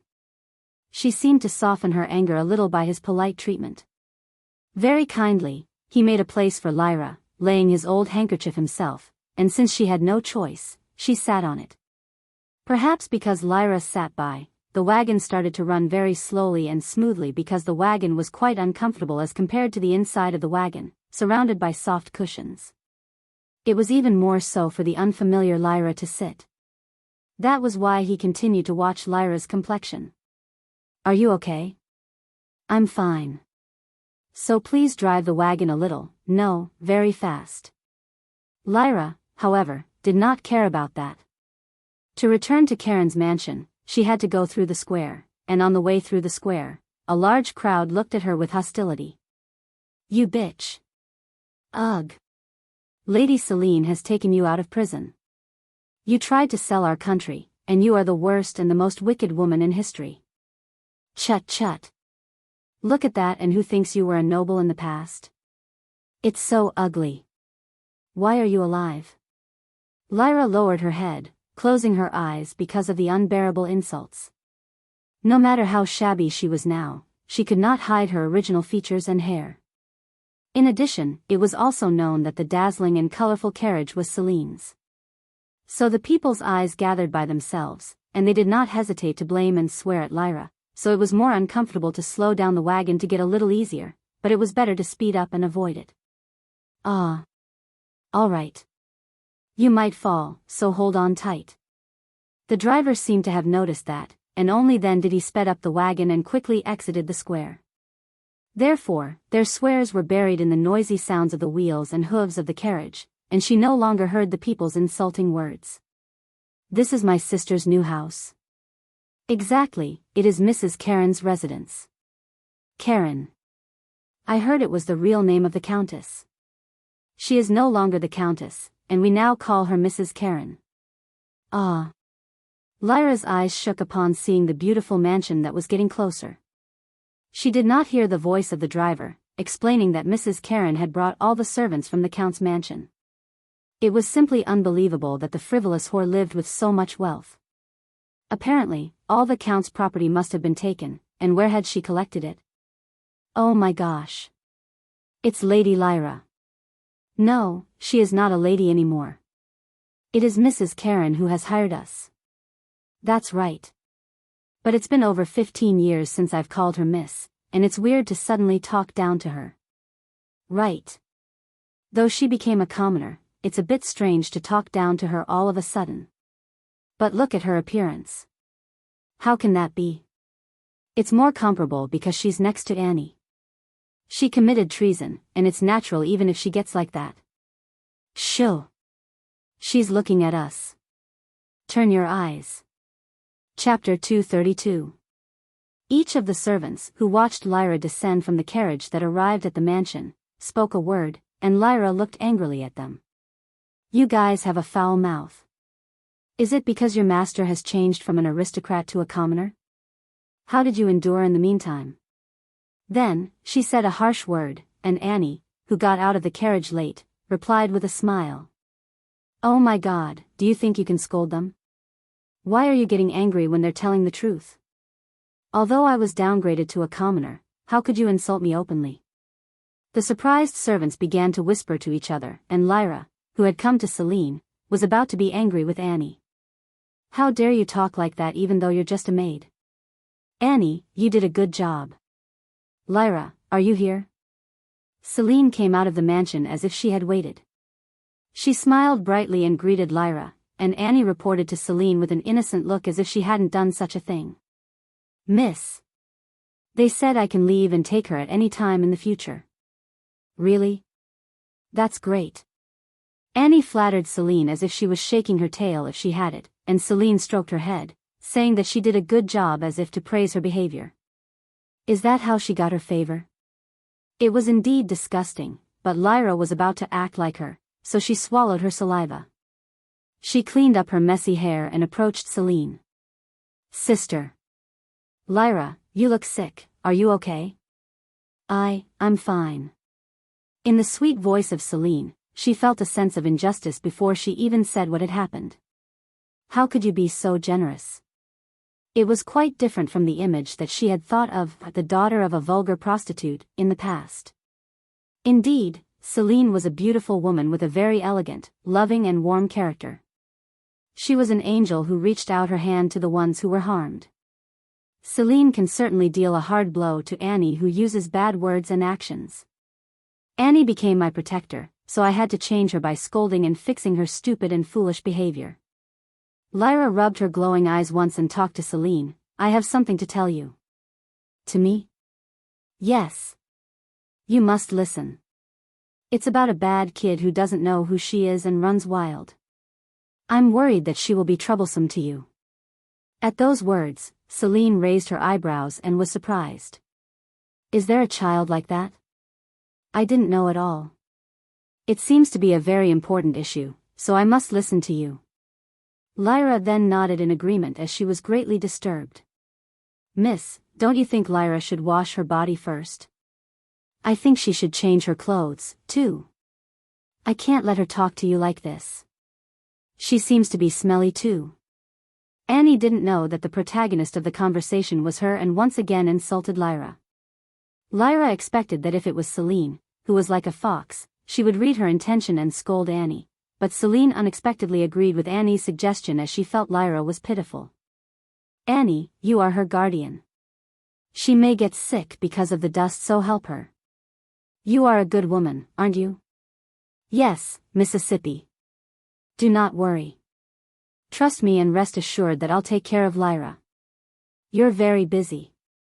You are not the person who will care about this little thing. Thank you, Annie. Lyra, I'm glad Annie will help you. See you later. Then she left, leaving only a soft smile. Lyra was ashamed of her hand, which was going to say wait a while since it was colorless. Why? It was clear that Annie's tone was insulting and sarcastic. Did Annie ever mention if she was worried about me? As she was speechless, Annie with a triumphant face approached Lyra. Well, Lyra. You have to take a bath. All of them are looking at you, frowning. As Annie said, all the servants were watching her. The eyes of curiosity, pity, and ridicule gathered in one place. Celine's permission had fallen, and there was no hesitation in their eyes. Hey guys, tell Lyra where the bathroom of the maids is. We can't dare let her use the bathrooms our masters use. Okay, Annie. Okay. That suits her. A few laughter burst out from some of the maids running out as if they were waiting. They were the maids who were attached to Celine. How do I do that? Though she was pushed into the bathroom by rough hands, Lyra, who should have a bath alone for the first time since she was born, stood in front of a huge bath basin with a small bucket and expressed embarrassing words. She didn't know what to do. She thought about how it would be like to wash herself with the water in that big basin and put her hand into it. The cold water temperature that was like ice was creepy. Oh my. It's so cold. Startled, Lyra hurriedly pulled her hand out and wrapped it. Though winter had passed and it was already early spring, it was not a temperature one should bathe in without heating the bath first. Do all the maids take a bath using this cold water? Do commoners always do this? How can they take a bath with this cold water and don't get sick? If I wash my body with this water, I think I'll catch a cold and fall down right away. It was clear that it was obviously not. No, she was sure. And even if the common people bathed in cold water, she did not want to do it herself. Even if she understood she should wash herself, she could not take a bath with such cold water. I think it's okay to warm it up a bit, and why should I take a cold bath? When she threw the basin as she thought it was nonsense and opened the door to get out of the bathroom, the maids were waiting at the door. Somehow the dissatisfied expressions of the maids seemed to be due to Lyra, who had left the bathroom without even bathing properly. Miss, why did you just come out? Oh, no, why did you get out, Lyra? A maid, who was still unfamiliar to talking down to Lyra, asked, correcting her words. She was quite awkward with her arms folded. It was because she had to flatter Lyra in the past. Nevertheless, the maid's eyes were as cold as Annie's. Lyra replied with an angry face. How can I take a bath with that cold water? Cold? It's normal water. Lyra's resistance did not work at all, and the other maid answered in a natural way. Normal? That may be true for you guys, but not for me. I can't take a bath with that cold water, so bring me hot water. What? Do you think you can warm up the water and wash yourself like a lady? Now figure out who you are in your position. The face of the maid was colder than the water Lyra had to bathe in. Lyra lost her words and bit her lips. Why are they harsh to me? At one time they had been her maids who had praised her as the most beautiful and elegant lady. As the maids of the richest family in the empire, they had been always proud of themselves and never lost their pride, but why are they now stupid and stuck to the common people? I was trying to talk to you because you were the maids of the family of Count Vermont, but I was a fool. I should tell my sister. Lyra sighed as if it was not worth it to have a conversation with them. It seemed that she was getting this kind of treatment since she was now just a commoner, but she was not from a lowly background to be treated like this unlike them. I am the daughter of the mansion's owner and the younger sister of Celine in the first place. If I talked to Celine, this would all be over. Celine would be very sad if she knew about this. It was funny that she, who was born as a noble, had a haggling with the maids with these trivial problems. In addition, Lyra had no energy to argue with them now. Rather than wasting her time in such a trivial thing, she wanted to quickly wash her body, eat a nutritious meal, and lie down in a cozy bed to sleep. Because of that, she tried to get out of the bathroom and go to Celine, but one of the maids grabbed her shoulder and prevented her from doing so. Chapter 233. What? Where are you going? You were ordered to take a bath. Didn't I tell you? I'll go to my elder sister. Are you going to miss Celine with that dirty, miserable appearance? Are you sure? The maid blatantly looked over Lyra and asked. Lyra's face was reddened by her dirty and ugly appearance. You are shameless. You don't even know it gets dirty every time you walk. Even the stable keeper won't be as messy as you. Miss Celine is busy, but you are rude to interrupt her. Lyra, accustomed to the elegant narration of the aristocracy, trembled with shame at the maid's one-sided insults. You do not know who you are. It was the maids, not herself, who had to know their own self. So she was going to be angry but realized that she was not in a position to confront these vulgar maids and cleared her face. That's not a matter for you to care. Besides, I've been so annoyed that you have talked down to me even if I was downgraded to a commoner. I was your master, and I am even the younger sister of Celine. You'll definitely be punished if my sister knows of this. She shouted as if she was above the maids, and the maids hardened like ice water in the bathroom for a while. Lyra calmed herself as if she thought she had given a fatal blow at them and regained her lofty look, which did not suit her appearance. But she was mistaken. The maids looked at each other and soon laughed as if it was ridiculous. Did you hear that? Oh my God, she must be crazy. Did she say she is Mrs. Karen's daughter and the younger sister of Miss Celine? She is just talking about the story of the past. You're still saying that with that dirty, miserable appearance. Excuse me, Lyra, have you forgotten that Mrs. Karen has divorced the former count? Then, as if waiting, the mockery followed, and it meant that the Count and Mrs. Karen had divorced, and she had no relationship with them now. Before Lyra retorted, the maid spoke again. You believe the rumor in public, don't you? Rumor? Lyra asked, being agitated without her recognition at the evil face. The rumor that Mrs. Karen temporarily divorced the former Count to protect his property. It wasn't absolutely true. Mrs. Karen is still young, beautiful and rich, so why would she marry the sick old Count again? There's nothing left for the former Count. Another maid agreed with those words, which were perfectly reasonable. He's sick, and he has children who committed the heavy sin of treason. One of them is right in front of us. She is an evil being who can be called the source of all this, said a maid, pointing her finger at Lyra. No one could deny it. All the Count could have boasted of was property and title, and now that he had lost all and even his health, who else would stay with him? And it was Lyra who had made him lost everything.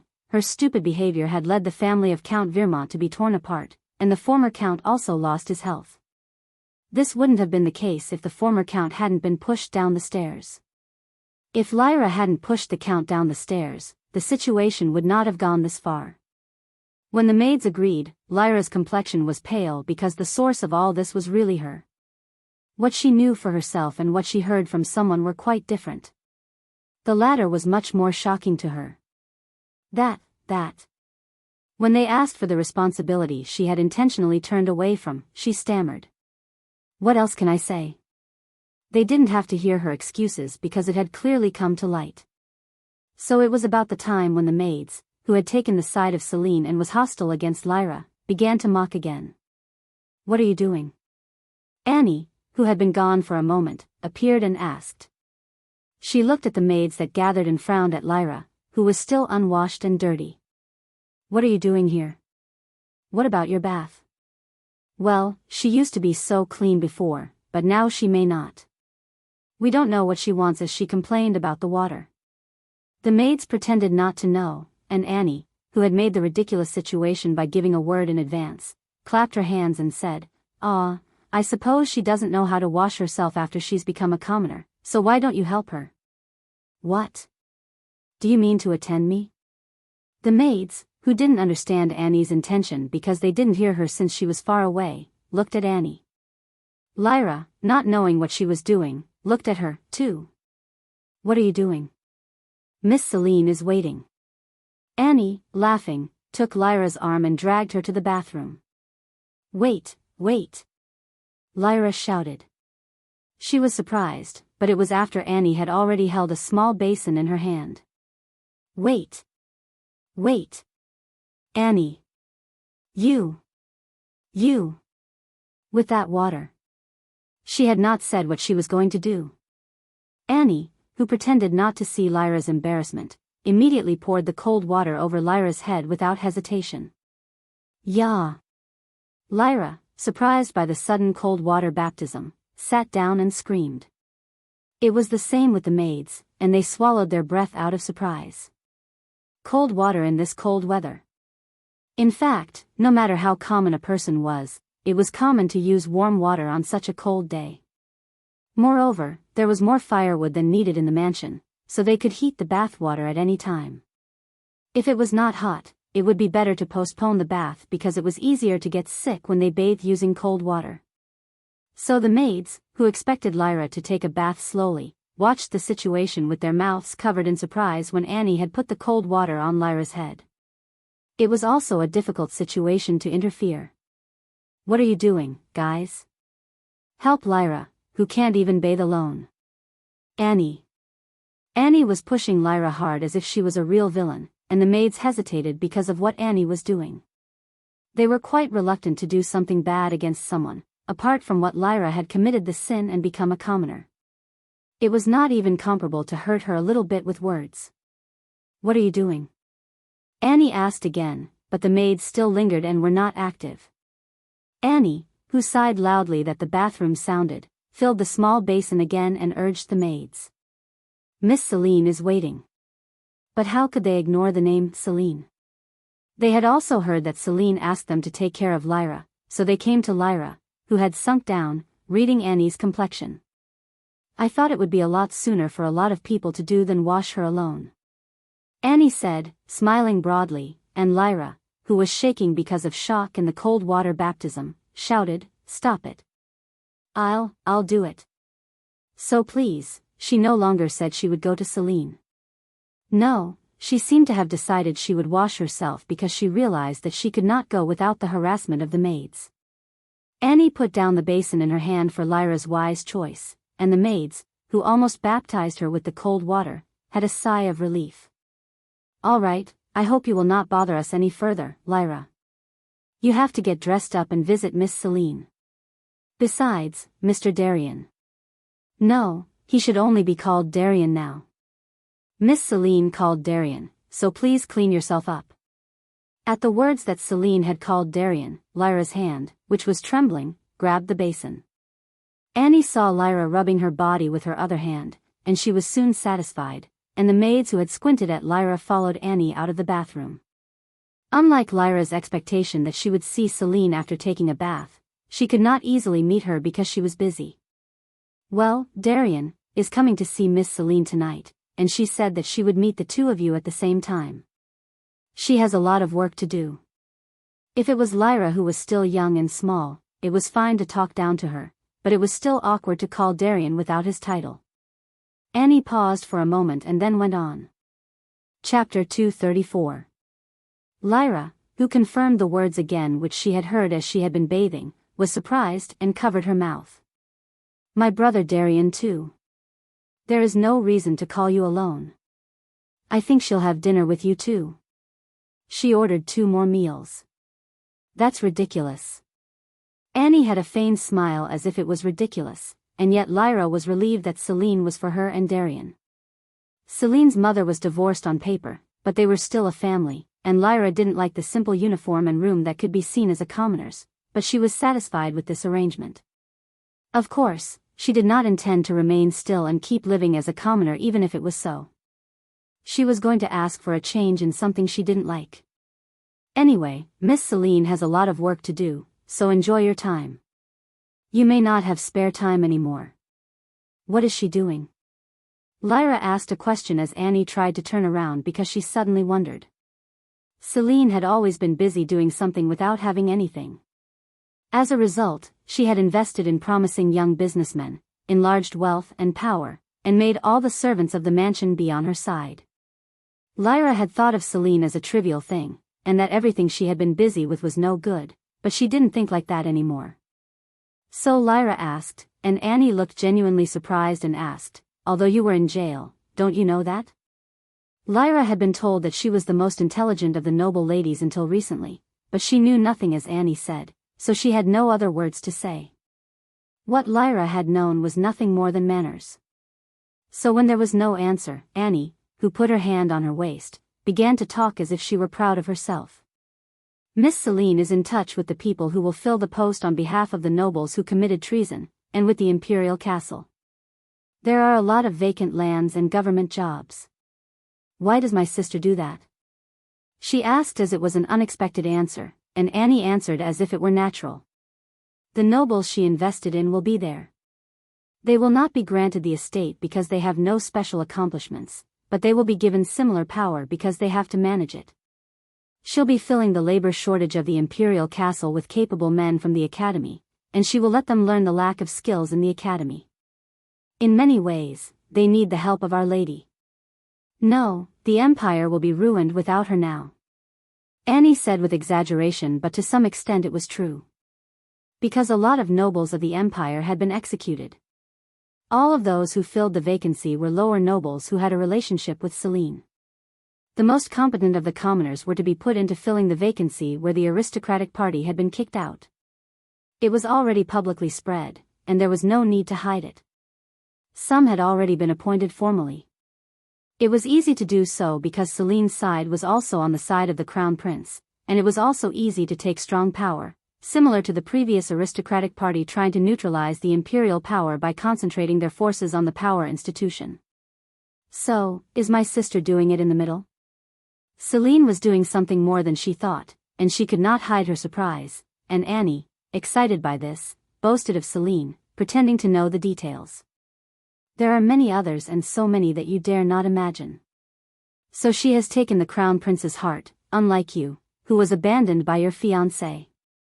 Despite the difference between the heavens and the earth, between the origin and the learning. Well, anyway, you have to thank her for your rest and wait quietly because it's not too long before you're so comfortable. She left Lyra's room, leaving a meaningful word for whether this was all she had to say or whether there was nothing more to be scornful about. Is my sister the center of power like Miss Julia in the past? She is a commoner, and the daughter of a prostitute. However, Miss Julia doesn't even exist in this world anymore. Unable to realize Annie's mocking, Lyra was shocked by the new information about Celine and spoke to herself, keeping her eyes in the air for a long time. Dinner was late. They didn't know what the main reason was. Thanks to that, Darian, who had been taken to the mansion for dinner, had to have the eyes of servants in the front hall for a very long time. There were a lot of things about Darian that would interest them. But what really caught their attention was Darian wearing the uniform of a page boy. As he was older, he was not a page boy, but now he just entered the imperial castle, so he had no choice. It was because all the servants entering the imperial castle were selected at a young age. There were a few that went there after adulthood, so there was no dress for him. Oh, my God. Is that really Mr. Darien? I feel like I saw something I should not see.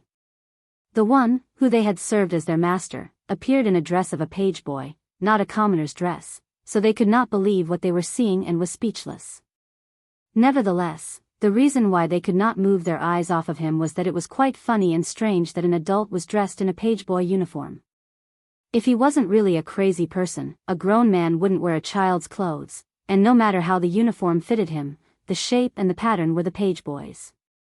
Darien knew it, too, so he tried to pretend not to know, but eventually, he warned them to stop staring at him as if he didn't overcome his shame. What are you looking at? But it wouldn't work. No, some of them had really moved their eyes off as it was shortly after their master had changed, but most of them looked at Darien with wide-opened eyes. It was because there was a man behind him like a watcher and because they thought he might overpower him, in case. The role of the watcher was that. The servants now seemed to be in touch with the fact that Darien and Lyra had rebelled and that the prestigious family of Count Vermont had been ruined. However, Celine had not come down for long, and their mockery and curiosity continued for Darien, and it was not until late at night that Celine came down from her room to the first floor. "Oh, my God. When did you come, brother? I didn't know I was busy." She approached Darien with a soft step, pretending not to know it even though Jessica reported it to her several times. "You must have a hard time coming here. I think we should eat quickly. Unfortunately, my mother is out, so we should eat first. Jessica, can you get me Lyra?" The expression of Darien, who was ashamed, was loosened by her soft tone. "You saved me from the execution, who had participated in the rebellion, and made a way for me to live in the future, so how can I not be happy? Let's go to the dining room, brother." Celine's soft smile lightened his steps to the dining room as if he were a nobleman in the past. Shortly after Celine and Darien arrived at the dining room, Lyra appeared. As Celine saw her panting, Lyra seemed to have waited a long time for this. "Brother. Sister." Lyra raised her voice with a flushed face, and all the attention of the servants was focused on her. Although there was no aristocrat in this place, it was a frivolous behavior. She had been a beautiful noblewoman in the past, but she was so excited that she could not care about it. She hugged her brother Darien once, who glanced over her with his surprised eyes and turned around to Celine. "My elder sister, I wanted to see you." "Is that so?" "I'm sorry, I'm so busy." "Just sit down. Let's have dinner." She had a lot to say, but suddenly, she could not talk about it, so she nodded and sat down after finding her place. "It's already too late, but we'll talk about it while we eat," said Celine, putting the salad in her mouth. Chapter 235. She seemed to be busy and hurried, but it was so elegant and natural that it was enough to impress the viewers. How can Our Lady be so elegant? Most of all, I want to thank you for saving us. It was Darien who noticed Celine's busy meal and spoke first, and he thanked her for her hard work. It wasn't a big deal. When she answered that it was not a big deal, Darien's face darkened, because he realized that she has become so much of a being. "Thank you for what you have done for our father. I heard all the explanations, and now that I know all about it, and my position is more than I deserve."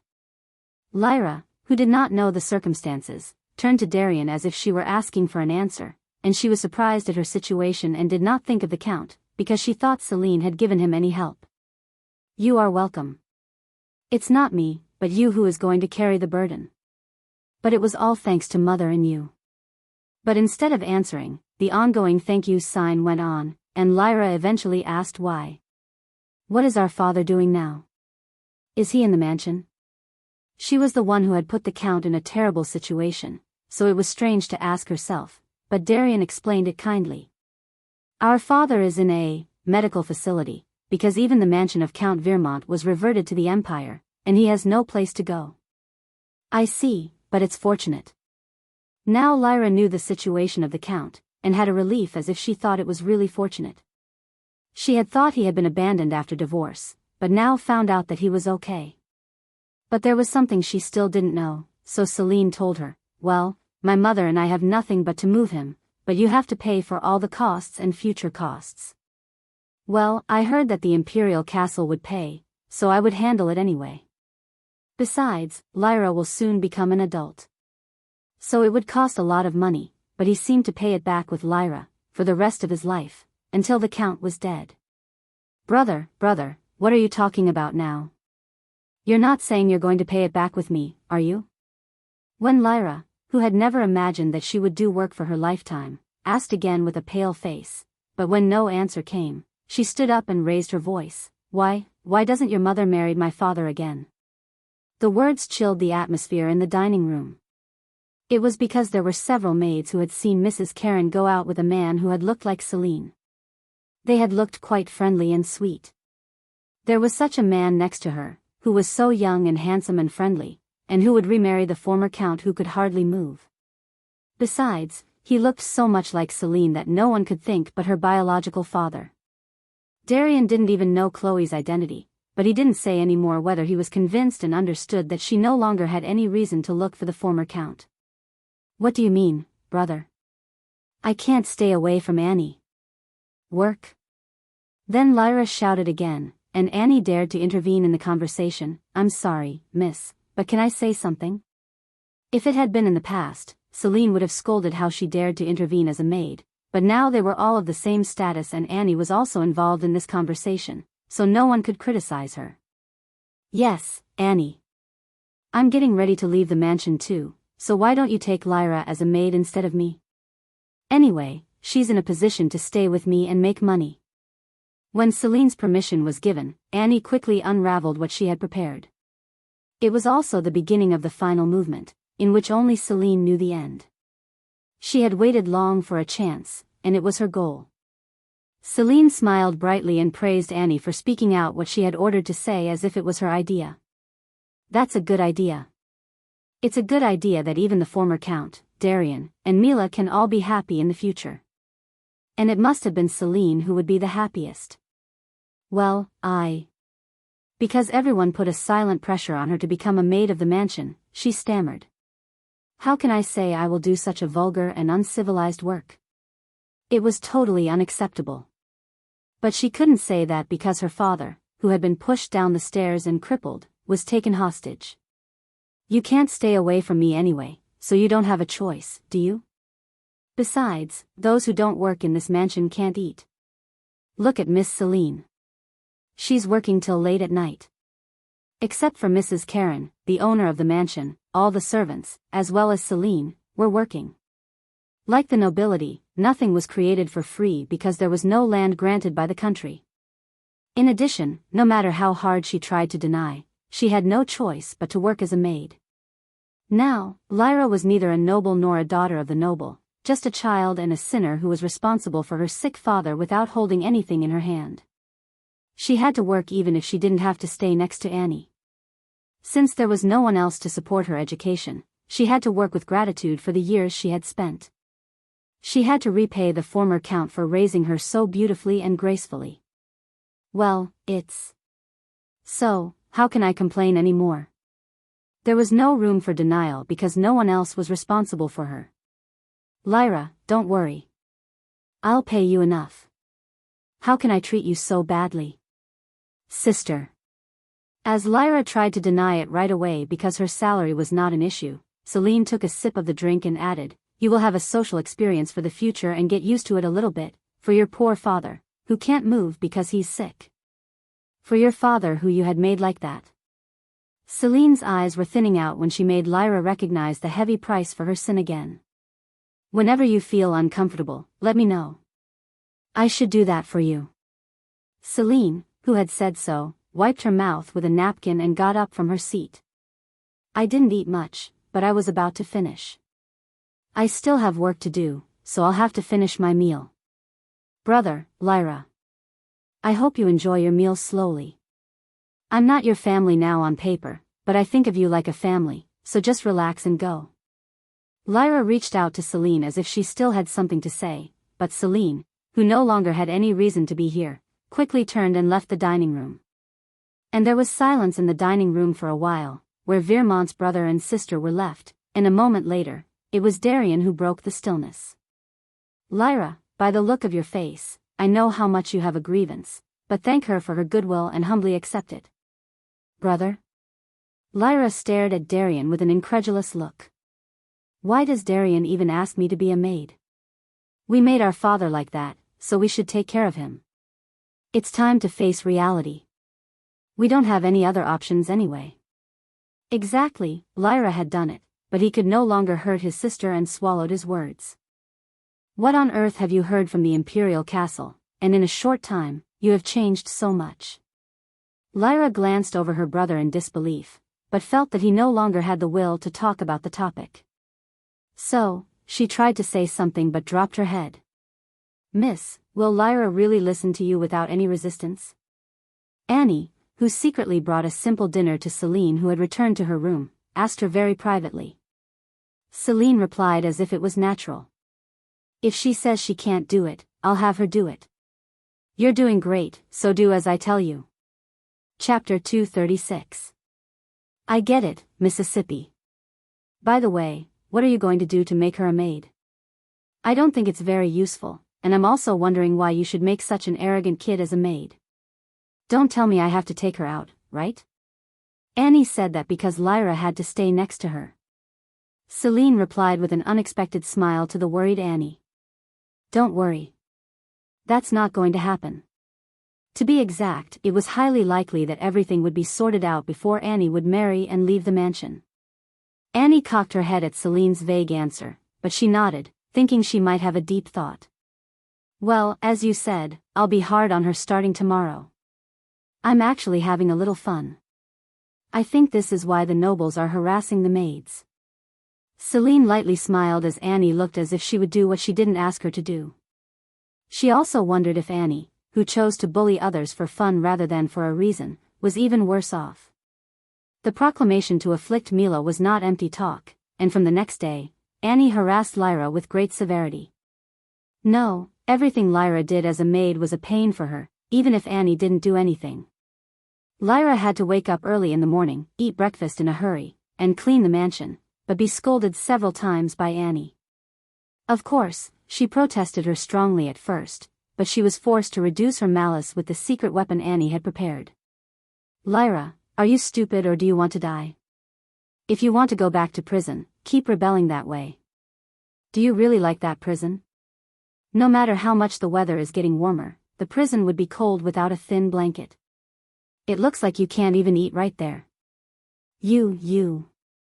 It was not even her sick father who had made her surrender, but the prison that had made her suffer, not even her brother, who had turned to give up less than a day later. This was because Lyra spent more of her feelings worrying about her own safety than understanding and sympathizing with the pain that others suffered.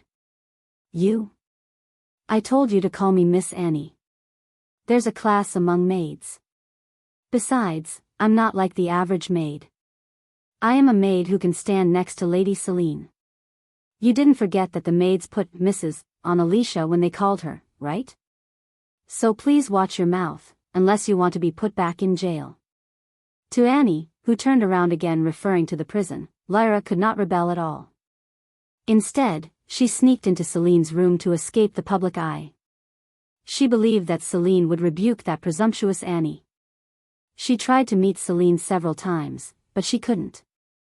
Besides, when she barely met her, she was smiling merrily with Annie next to her. What's the matter, Lyra? Sister. I've come to accuse Annie, but why is Annie next to Celine? It was quite natural for her to be Celine's maid, but for Lyra, who had barely met Celine, felt as if the sky had collapsed. Sorry. An important letter has arrived. Can you wait for a moment? Yes? Yes. Lyra, who was so obedient, stood still at the door, waiting only for the end of Celine's business. Not surprisingly, she was not asked to sit down, and Annie, who was talking to Celine, sometimes glared at her, so she couldn't even say she'd sit down. Is this a formal invitation? Yes, it was originally planned for winter, but now it's going on. Now that the Empire doesn't have the Duke family, the Marquis of Vincent and Corinne are the highest nobility, so all the nobles will gather, right? It's very likely. What about His Highness the Crown Prince? Asked Annie, her eyes shining. She asked if Celine would attend with a whim to the place where all the nobles of the Empire would gather. Then Celine took out another letter that had been placed under Corinne's invitation. His Highness said he would attend in person. Oh, my God, then this will be your first party together with His Highness. They had met at Corinne's engagement ceremony, but it was the first time she officially accompanied him to the party. They might get more attention than Corinne, the main character of the wedding. Still, Corinne must have been pleased, not caring. Then the time is running out, so you'll have to prepare your dress right away. Should I call in a designer? Something fancy would be better, right? Celine shook her head and lifted the letter so that Annie could see it better. Read it. Annie quickly began to read the letter before her eyes. Would you like to come with me to Marquis Vincent's wedding? It's a good opportunity in a long time, and I'll send you a dress and shoes if you allow me to do. Oh, my God. Does it mean His Highness is sending you the dress himself? Yes, so don't prepare anything. Annie grasped her hands with an ecstatic face as she finished reading the letter. It seemed that she had already imagined Celine and Asher that would show off their beauty at Corinne's wedding. It wasn't her own business, but Annie reacted with great joy, and Celine smiled briefly and asked Annie if Annie had been so cute. What about you? Yes? Are you not attending with Baron Bourbon? I think he also received an invitation. Then Annie opened her eyes in a circle and said to Celine in surprise. I got it, but I thought I should go with you. If you follow me, I'm sure Mr. Asher will get angry. So when Celine asked her to go with Baron Bourbon, a big smile came to Annie's face. Can I really do that? Yes. You say it like I never let you go. Thank you so much. Miss. I'm not the one to prepare for the dress, but you're the one to do it. In fact, Baron Bourbon said he would send someone. Did you hide it after hearing it? Celine looked a little dumbfounded. Annie scratched her on the cheek and avoided Celine's eyes. It's tomorrow, and I haven't given him a definite answer yet. May I go out? Tomorrow? If I tell you not to go out, I'd be a bitch. Go out and come back safe. Yes, miss. Annie gasped out of the room, and only then Celine beckoned Lyra, who was standing by the door. Did you come here because you wanted to say something? You must be having a hard time with your work. Your face has become quite emaciated. Then, Lyra slowly approached Celine with her mouth shut and a dark look on her face. I came here to complain, but how can I say that to Celine, who had just talked about the sweet time ahead? As she thought of herself, she was so humble. She was in the same position as Celine until recently. No, she was much nobler and more graceful than Celine was. But what about now? She was in a position to clean up the floor that was passed by others, being abused by the maids. I'm sure Celine doesn't care as much about those trivial things. Celine, who noticed the will of Lyra, who didn't open her mouth easily, spoke in a soft tone, handing over the tea that had been poured for Annie's share. If you have a hardship, let me know, Lyra. It was like a friendly word that noticed Lyra's heart. Lyra slowly opened her mouth and carefully accused Annie of what she had done. It's hard for Annie to be so mean to me, sister. My God, I see. Oh, poor girl. When Celine didn't listen to Annie, stood on her side, and didn't hide her sad face, Lyra, who gained confidence, confessed what Annie had been harassing her. She even spilled water on the hallway I had already cleaned up. And sometimes she kicked the water that I had brought, and she dusted the windowsill. Even she threatened me that she would send me to prison if I hurt her feelings a little bit. How could she have done such a wicked thing? Celine clasped Lyra's trembling hand, admiring the traces of Annie, who had indeed harassed her enough. Not only that but other maids. I was told that they were being naughty to a newcomer, but I didn't even know they would do this. Sister. I must have been too idle. Don't worry, I'll give them a harsh scolding because you're my sister. Chapter 237. Lyra burst out into tears when Celine brought up what she had been waiting for. It was not thanks to Celine. It was simply because of the joy of punishing maids who didn't know who they were now. Celine, who gave Lyra a handkerchief, said in a bright voice, Lyra, why don't you go to Lady Corinne's wedding for a change of mood? Me? Because she had no acquaintance with Corinne, Lyra asked back with tears hanging on her eyes. Celine smiled brightly and affirmed, yes. If you are alone in the mansion, you will feel depressed. That's true, but the wedding between the Marquis of Vincent and Corinne. There must be a lot of people who were on the side of Celine and the Crown Prince, but how can I go there? I might be insulted to the point of no comparison with the bullying at the mansion. Moreover, my status has been lowered and I have to participate as a maid, so why are you suggesting such a proposal? Celine read Lyra's complexion that she didn't like it, and said again, stroking her hand. And besides, you can't continue living with this misunderstanding, so I think it's necessary for you to meet people again. Misunderstanding? Now you don't have a bad idea anymore. You were too young to judge. Everyone makes mistakes when they're young. Of course, Lyra of the past hadn't changed since she became an adult and had become more vicious, taking the life of Celine, but Celine smiled softly but did not mention such a useless explanation, for her cause. Misunderstanding. Who would have covered it up as her childishness, though she could have ruined the empire? Lyra still stuck to her anxious look. Why don't you stay near me if you're that nervous? You'll just have to make an acquaintance with them a little bit. But the persuasion of Celine continued to the point that it would not end if Lyra did not give her consent. Why don't you wait in the carriage, in case? You can go back first, if you don't want to. There's a constraint on being next to Annie, but if I say it well, they'll overlook it. So how can I not nod? Lyra slowly nodded when Celine said, you can go back first if you don't want to. Then Celine smiled on her face with great joy. You made a very good choice, Lyra. I'll tell Annie well, so don't worry. And that smile of Celine was enough to give Lyra credibility. Whether Celine had really given Annie a hard scolding, Annie's behavior harassing Lyra suddenly stopped.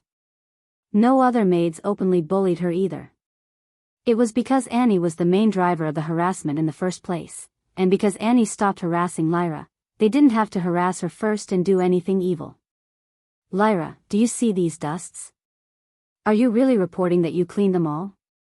Of course, Annie didn't pass Lyra's mistake, but she just stopped finding fault with something for no reason.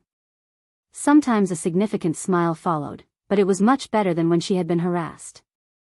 Rather, Lyra regained the confidence she had lost, feeling that Celine was taking more care of herself than just a maid, Annie. Now that I have sinned, I can do nothing, but if I would go back to the same place as the original in a little while, I will never let go of Annie and other maids. It was sometimes included in Celine's advice to Lyra. Of course, like herself of the past, Celine sent her maid to melt her frozen heart. Are you all right? Why don't you take a break? This is from Lady Celine. She said she is worried and you need a little rest. It wasn't because of the sweet snacks Jessica brought, as Lyra's eyes had tears. It was because of Jessica, who had been with Celine's side for the longest time, brought it. Jessica looked pitifully at Lyra, who was really suffering. Although she had been harassing and sinning against Celine, it was very miserable to see her fall so far, as she was not yet an adult. Although Lyra didn't like the sympathetic look of the maid, she realized that Jessica had a good relationship with Annie, and soon lowered the tip of her eyebrows and bit her lower lip to make her face look pitiful. Jessica, thank you. You've always been very friendly. In the past, I used to order you as a noblewoman, but now my status is low, and you are the only one that looks after me, even if everyone hates me. Although it was not simply because of her lowered status, but because of her past actions, Lyra criticized the maids who harassed her, to win Jessica's heart full of compassion for herself. The confusion was to make it so. It's not because your status has been lowered, but they're good people anyway, so it'll be better soon. So Jessica, sensing a bit strange in Lyra's answer, corrected it. Yes, Jessica. You're right. They're all good people. However, they find fault with anything without reason. They just take advantage of being on their own ground over a newcomer. When she was told that they find fault with anything, Jessica recalled Annie's face in an instant. Jessica, who had seen Annie harassing Lyra, also thought she was a little too much. The other servants of the mansion were so easily swept away, and they would change their attitude if the mood changed, but Annie was a little different. She harassed Lyra as if she were planning to. Of course, considering what Lyra had been doing behind their backs so far, Jessica thought it was deserved, but when Lyra made a pitiful look before her eyes, her heart shook. It was Jessica who had been against Celine in the past, unlike others. Of course, the wicked Celine had thrown her away, but she had not given up on her will until the end. That was why Celine chose Jessica as the one to deliver refreshments. Don't worry. The lady is taking care of you, so you'll be well soon. If it's hard to tell the lady, you can tell me. As Celine wished, Jessica sympathized with Lyra and gained her trust little by little. Sometimes Jessica brought snacks Celine wanted to deliver, and took the initiative to listen to her troubles. Does Annie hate me? She is kind to other people. Of course, Lyra had intentions that were slightly different from those of pure Jessica. She tried to undermine the relationship of Jessica and Annie, by disparaging Annie in secret. I'm sure she won't do it anymore when you get used to it. Annie is a good girl. But that shallow trick didn't work for Jessica, and to make matters worse, it seemed like the little ruse of Lyra was being carried over quietly because Annie no longer had any fault with her. My God. You look better in your clothes. Really? Yes. You're always so beautiful, but I'm speechless when you are in such a well-decorated dress. At this point, I'm worried that Miss Corinne will be uncomfortable. Celine, wearing the dress that Asher had sent, could only be described as a real beauty itself. The embroidery, placed in gold on a soft pink dress, was shaped like a tulip symbolizing the empire, and the star-storied jewels at the base of the dress glistened softly as if each boasted its value. It was not a taste of Celine, so there were no cumbersome decorations, ribbons, or frills attached, but it was not too much to say that she was more beautiful than anyone else just with their rich-looking skirts and unexcessive jewels. Corinne's not such a petty person, so she won't mind. I also don't want to ruin Corinne's wedding, so I'm just going to say hi and stay quiet. Of course, being quiet does not mean that their eyes will not gather, but those with sense will turn their eyes. Corinne is not such a woman who will care about such trifles, so I don't have to worry about it. Annie, you look great too. Celine said to Annie, who was combing her hair. Annie also dressed up in the dress sent by Baron Bourbon. Although her beauty was not close to Celine, she was a noticeable figure among the maids. Perhaps Annie was proud of herself, but she raised her chin to the fullest extent and laughed as she covered her mouth. Thank you, Mississippi. It's all thanks to you. It's not thanks to me. You made it yourself. I'm shy. Unlike her shy red face, her eyes were full of confidence. It was not a cover for humility, so it was passed on to other maids. Chapter 238. Until just a year ago, she had been a cheerful girl who had been covered in freckles, but now she was far from the past as a real baroness. Of course, there were the maids who were envious, and they also added commitment to their loyalty to Celine in order to live a better life like Annie. It was to be picked up. But Celine no longer intended to take care of the thin-eared maids who had helped Lyra in the past and laughed off the insidious behavior of the maids who did not know that. Lyra, who was watching this from the corner without saying a word, sighed and turned her eyes out of the window. In the past, Celine's place had been for her, but now it was not, so she had a burning feeling. Now no one gave Lyra that look. No, rather, they treated her as an invisible human being who was nowhere to be found. They had used to flatter in front of her that Celine was vulgar. In the eyes of Lyra, a splendid carriage entered the mansion, which must be the crown prince's that had tried to somehow show off his presence with Celine from the past. The carriage of His Highness has arrived. Other maids also raised their voices with their eyes wide open as they were leaving the window open.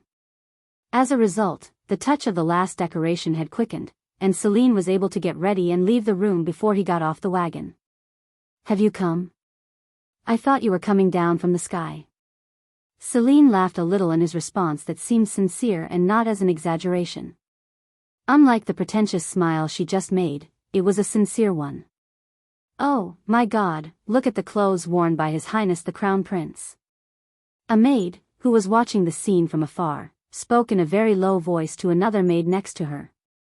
Did he arrange them as a set? It's just like a set. I think so.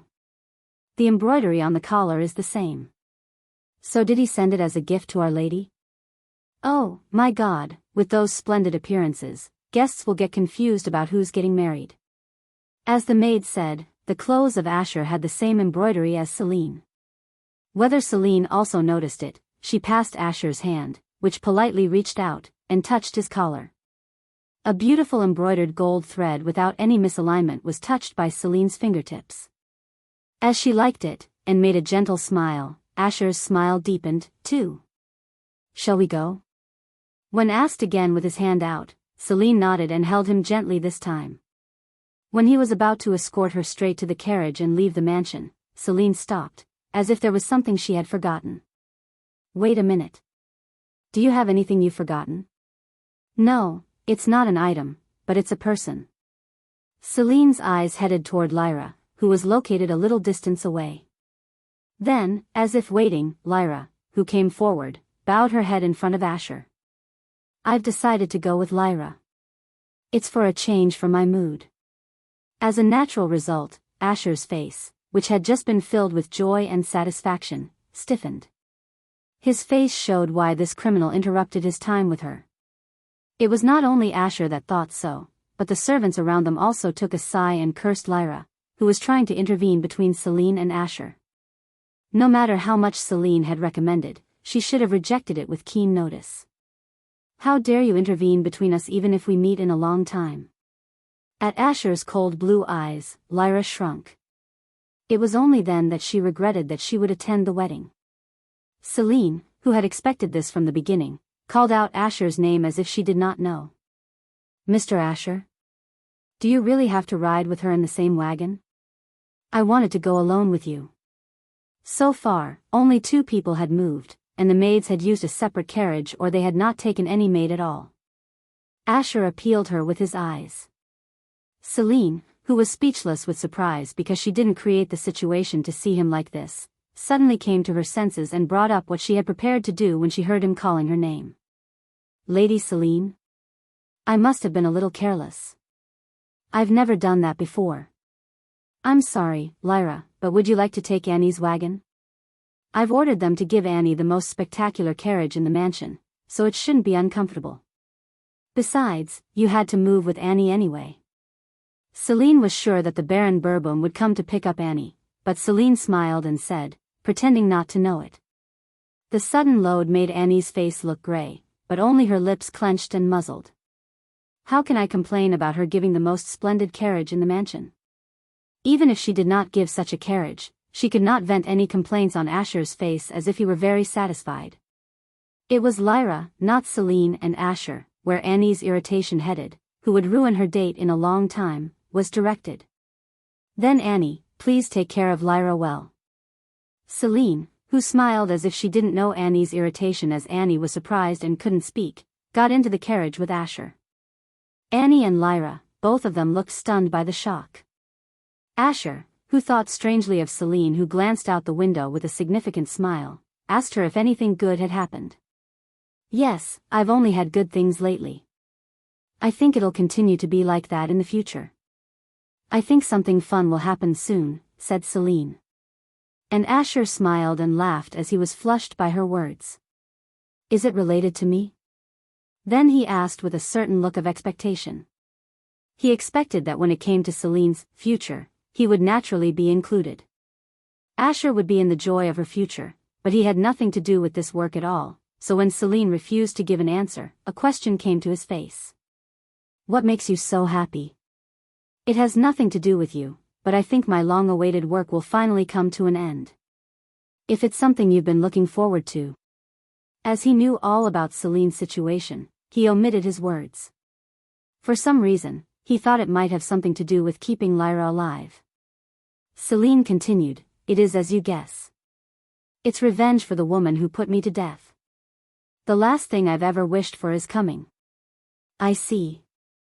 May I ask what you're going to do? There's nothing special. I'm just giving it back the way Lyra did to me. Just like she did to me, I'm going to return it back to her. Celine's words reminded Asher of the past she had confessed to and what misfortune Lyra had inflicted on Celine. In the past, Celine, who had been horribly killed, was only at the end of death to see that the nature of Lyra and the whole situation that cost her own life had been set up by Lyra. It was the past when she had crawled into a trap without even knowing she was going to destroy herself. As soon as he realized that such was what Celine had prepared and expected, he held her hand gently with some regret. "Is there anything I can do to help?" "No, I just want you not to hate me like this." Although she had lost her life by Lyra, she was still alive at this moment. However, it didn't mean that what she had experienced was gone, but she could have mercy on Lyra, who had nothing more to lose and had nowhere to fall. But Celine didn't want to do that.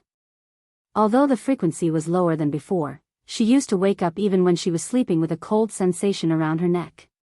She wondered if this moment was a lie, and she doubted that it was a dream. So she had to give back Lyra the same pain to prove that this moment was not a lie. Simply losing her life was not enough. She had to see clearly that it was none other than Lyra who was tricked by the maids and would make her crazy.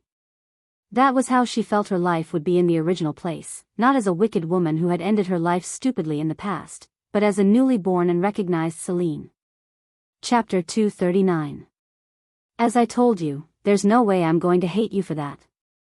Rather, you are so cleverly organized that I feel relieved, said Asher, as he held Celine's worried hand more tightly.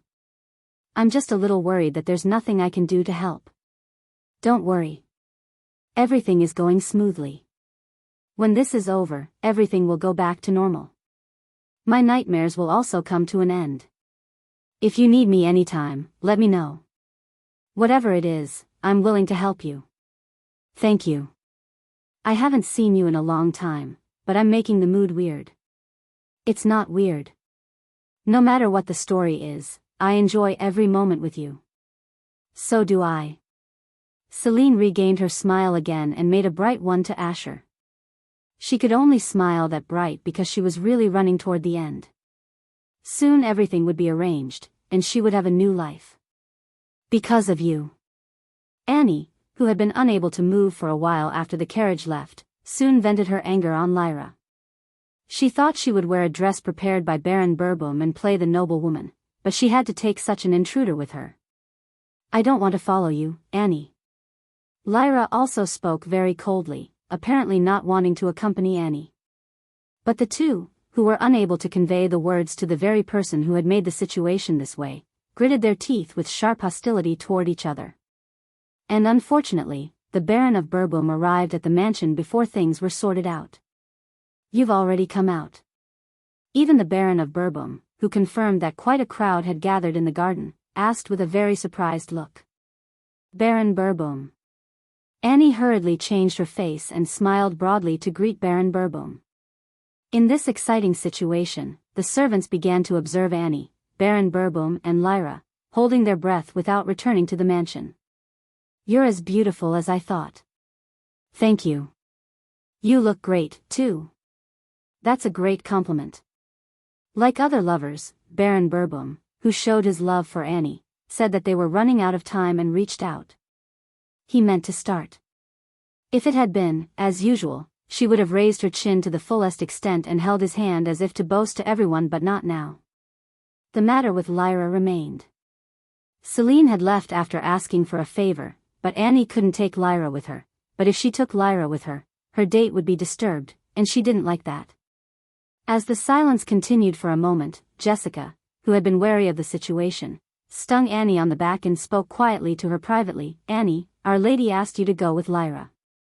Don't cause unnecessary trouble. It turns out that Lyra is a good girl, too. Jessica was the one who had had counseling in Lyra's distress, and she also had sympathy for her. As she sided with Lyra and urged Annie, who had no other choice, rolled her eyes and breathed a small sigh as if she had made up her mind. I'm sorry, Mr. Baron, but we should give a ride to a maid. I see. You can do that. I thought you were going to say something about interrupting our time. Unlike the Crown Prince, who had pleaded and complained to Celine, Baron Burboom immediately answered that she could do that, and Annie's discontent grew. Let's go, Lyra. Lyra? So when she called Lyra's name in a feeble voice, Baron Burboom stared at Lyra with a look of surprise. The look of the Baron of Burboom stiffened as he saw the Lyra of the rumor following Annie. Why does Lyra accompanying Annie? No, it was a face full of questions as to why she became Annie's maid. It was Annie, who noticed that, but was so upset by her irritation with Lyra and her disappointment with Baron Burboom that she didn't add any other explanation, and no conversation was exchanged in the carriage until they finally arrived at Corinne's wedding.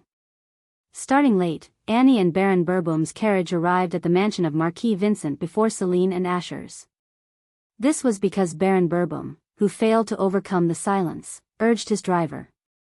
It was also thanks to Celine and Asher, who had deliberately circled the capital once. Then Annie, who got out of the carriage in an unpleasant mood, had to be distracted by the fancy carriage that had just entered the Marquis's mansion. Oh, my God, look at that wagon. Whose wagon is it? Isn't it the Crown Prince's carriage? Look at the emblem. Oh, it's true.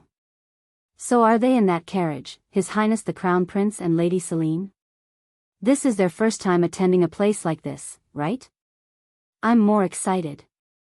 It was quite natural that everyone's eyes were on the most splendid wagon in the empire. Visitors, who had arrived first, were clamoring for what Celine and the Crown Prince would look like. And the visitors, who had gathered, opened their eyes wide by Celine's figure, who got off the wagon, escorted by Asher taking his hand, and couldn't hide their admiration. Oh my God.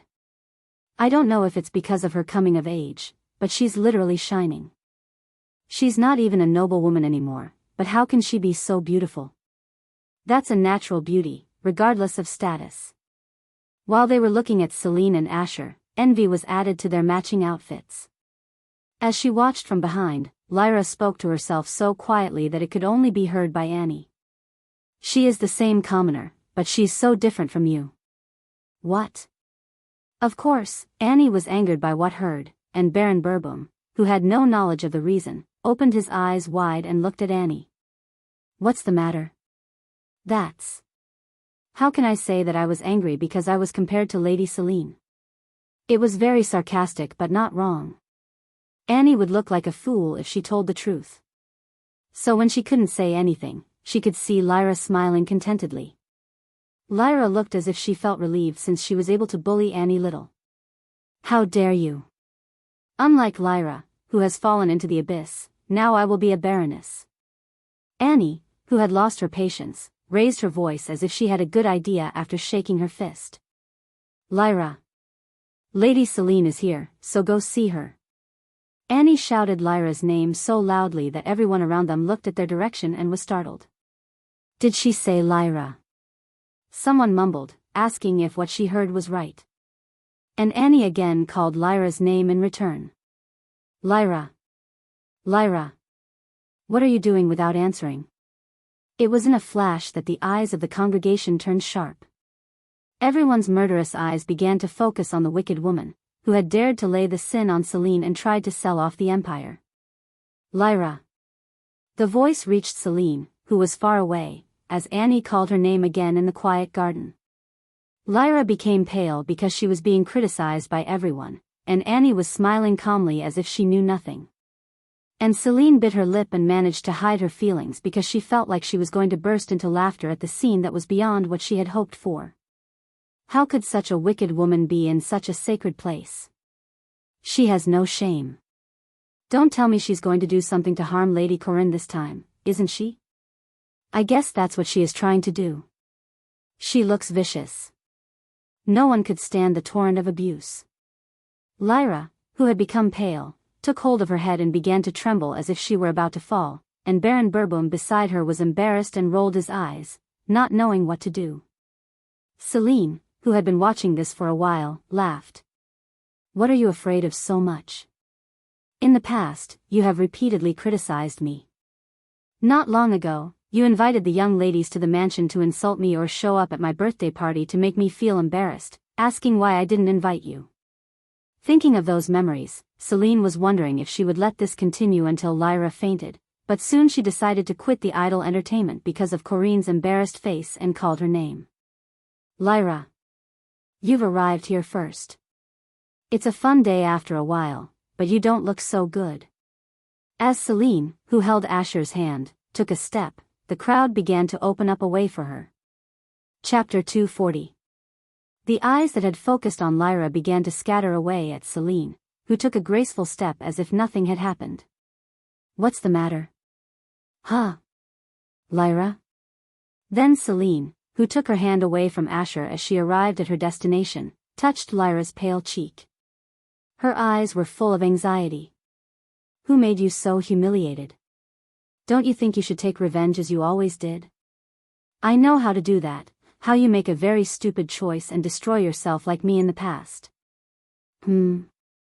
Lyra? When she called Lyra's name with all her heart, she took Celine's hand with tears in her eyes. Sister. Celine found a servant to help her as she pressed her heart to drop the hand of Lyra, who cried and held her. If she dropped her hand here, everything would be in vain. Lyra is not feeling well, so she needs some time to rest. I brought her out after a while, but it hurts me to see how sick she is.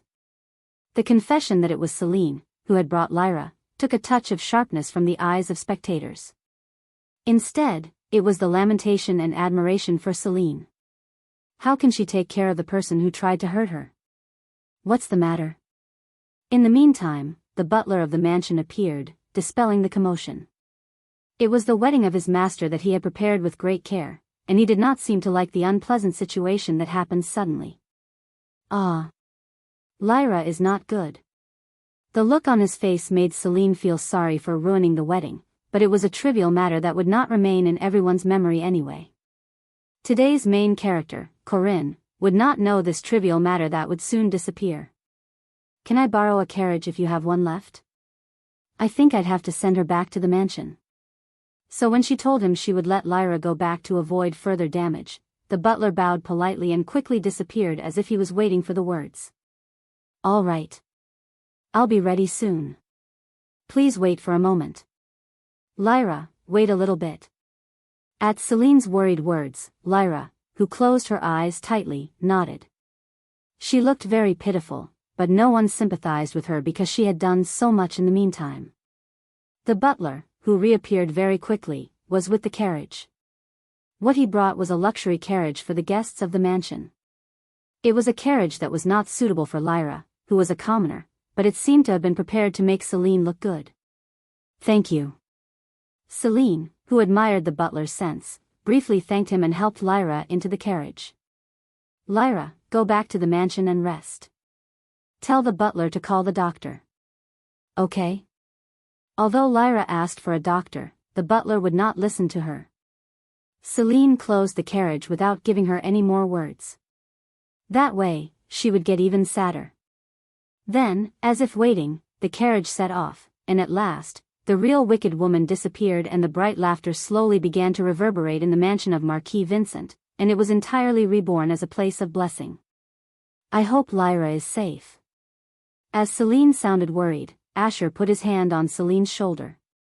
He consoled her, so she would not worry. In fact, he knew she wasn't worried about Lyra. She must be surprised. She's been fine in that poor prison, and I'm sure she'll be fine. Please take away your worries. I'm glad then. Mississippi. Instead, you should visit the Marquise. I'm sure she'll be waiting for you. And similarly, Annie, who knew Celine wasn't worried about Lyra, changed the subject, to change the mood. Shall I? Corinne must have been waiting for a long time, right? Yes. You're best friends with the Marquise. Celine took the bait and changed her expression as she did not want to put any more emotion into Lyra. The Marquise asked me to let her know as soon as you arrive. I'll guide you right away. When even the butler also informed that, the traces of Lyra, who had been trembling, disappeared completely, and instead, there was the beautiful star of the empire that would be the crown princess in the future, whom everyone admired wherever she took a step. Celine. Corinne. Corinne greeted Celine's visit with full joy. She turned around quickly, apparently worried that Celine might not be able to come because of something unpleasant. There was relief in Corinne's eyes when she saw the image of the harmless Celine. Congratulations on your marriage. You are beautiful. Celine looked at Corinne and said with sincerity. Corinne was dressed in a classy, elegant dress that really suited the only mistress of the Marquis family of the empire. It was perfect except for the tiara, whether she had already been ready. Thank you. I don't know what to do as you say so. Should I call you the Marquise now? I think it would be a little sad to be called by you that way, so please call me Corinne as you always do. Usually, people change when they take over a higher position. However, Corinne, who had become the only Marquise of the empire starting today, had very pure and innocent eyes, just as Celine had seen at first. There was not an inch of doubt or mistrust in the eyes of Celine, who had just appeared before her after acting to drive Lyra to the brink of the cliff. Celine faced her pupils for a moment, hoping that Corinne would not know her plan until the end, and suddenly, Corinne grinned and opened her mouth. By the way, there's something Lady Celine can do for me. Me? Yes, and it's also what I want to do at Celine's wedding, said Corinne, pointing to a tiara in front of her. A maid, who was waiting next to her, carefully picked up the tiara and brought it to Celine. I want you to put this tiara on my head. Me? Yes. I wanted to arrange the dress and think about it together, but we couldn't because we were too busy. So I want you to put the tiara that completes me today on top of my head. I want you to do it by yourself. But this is...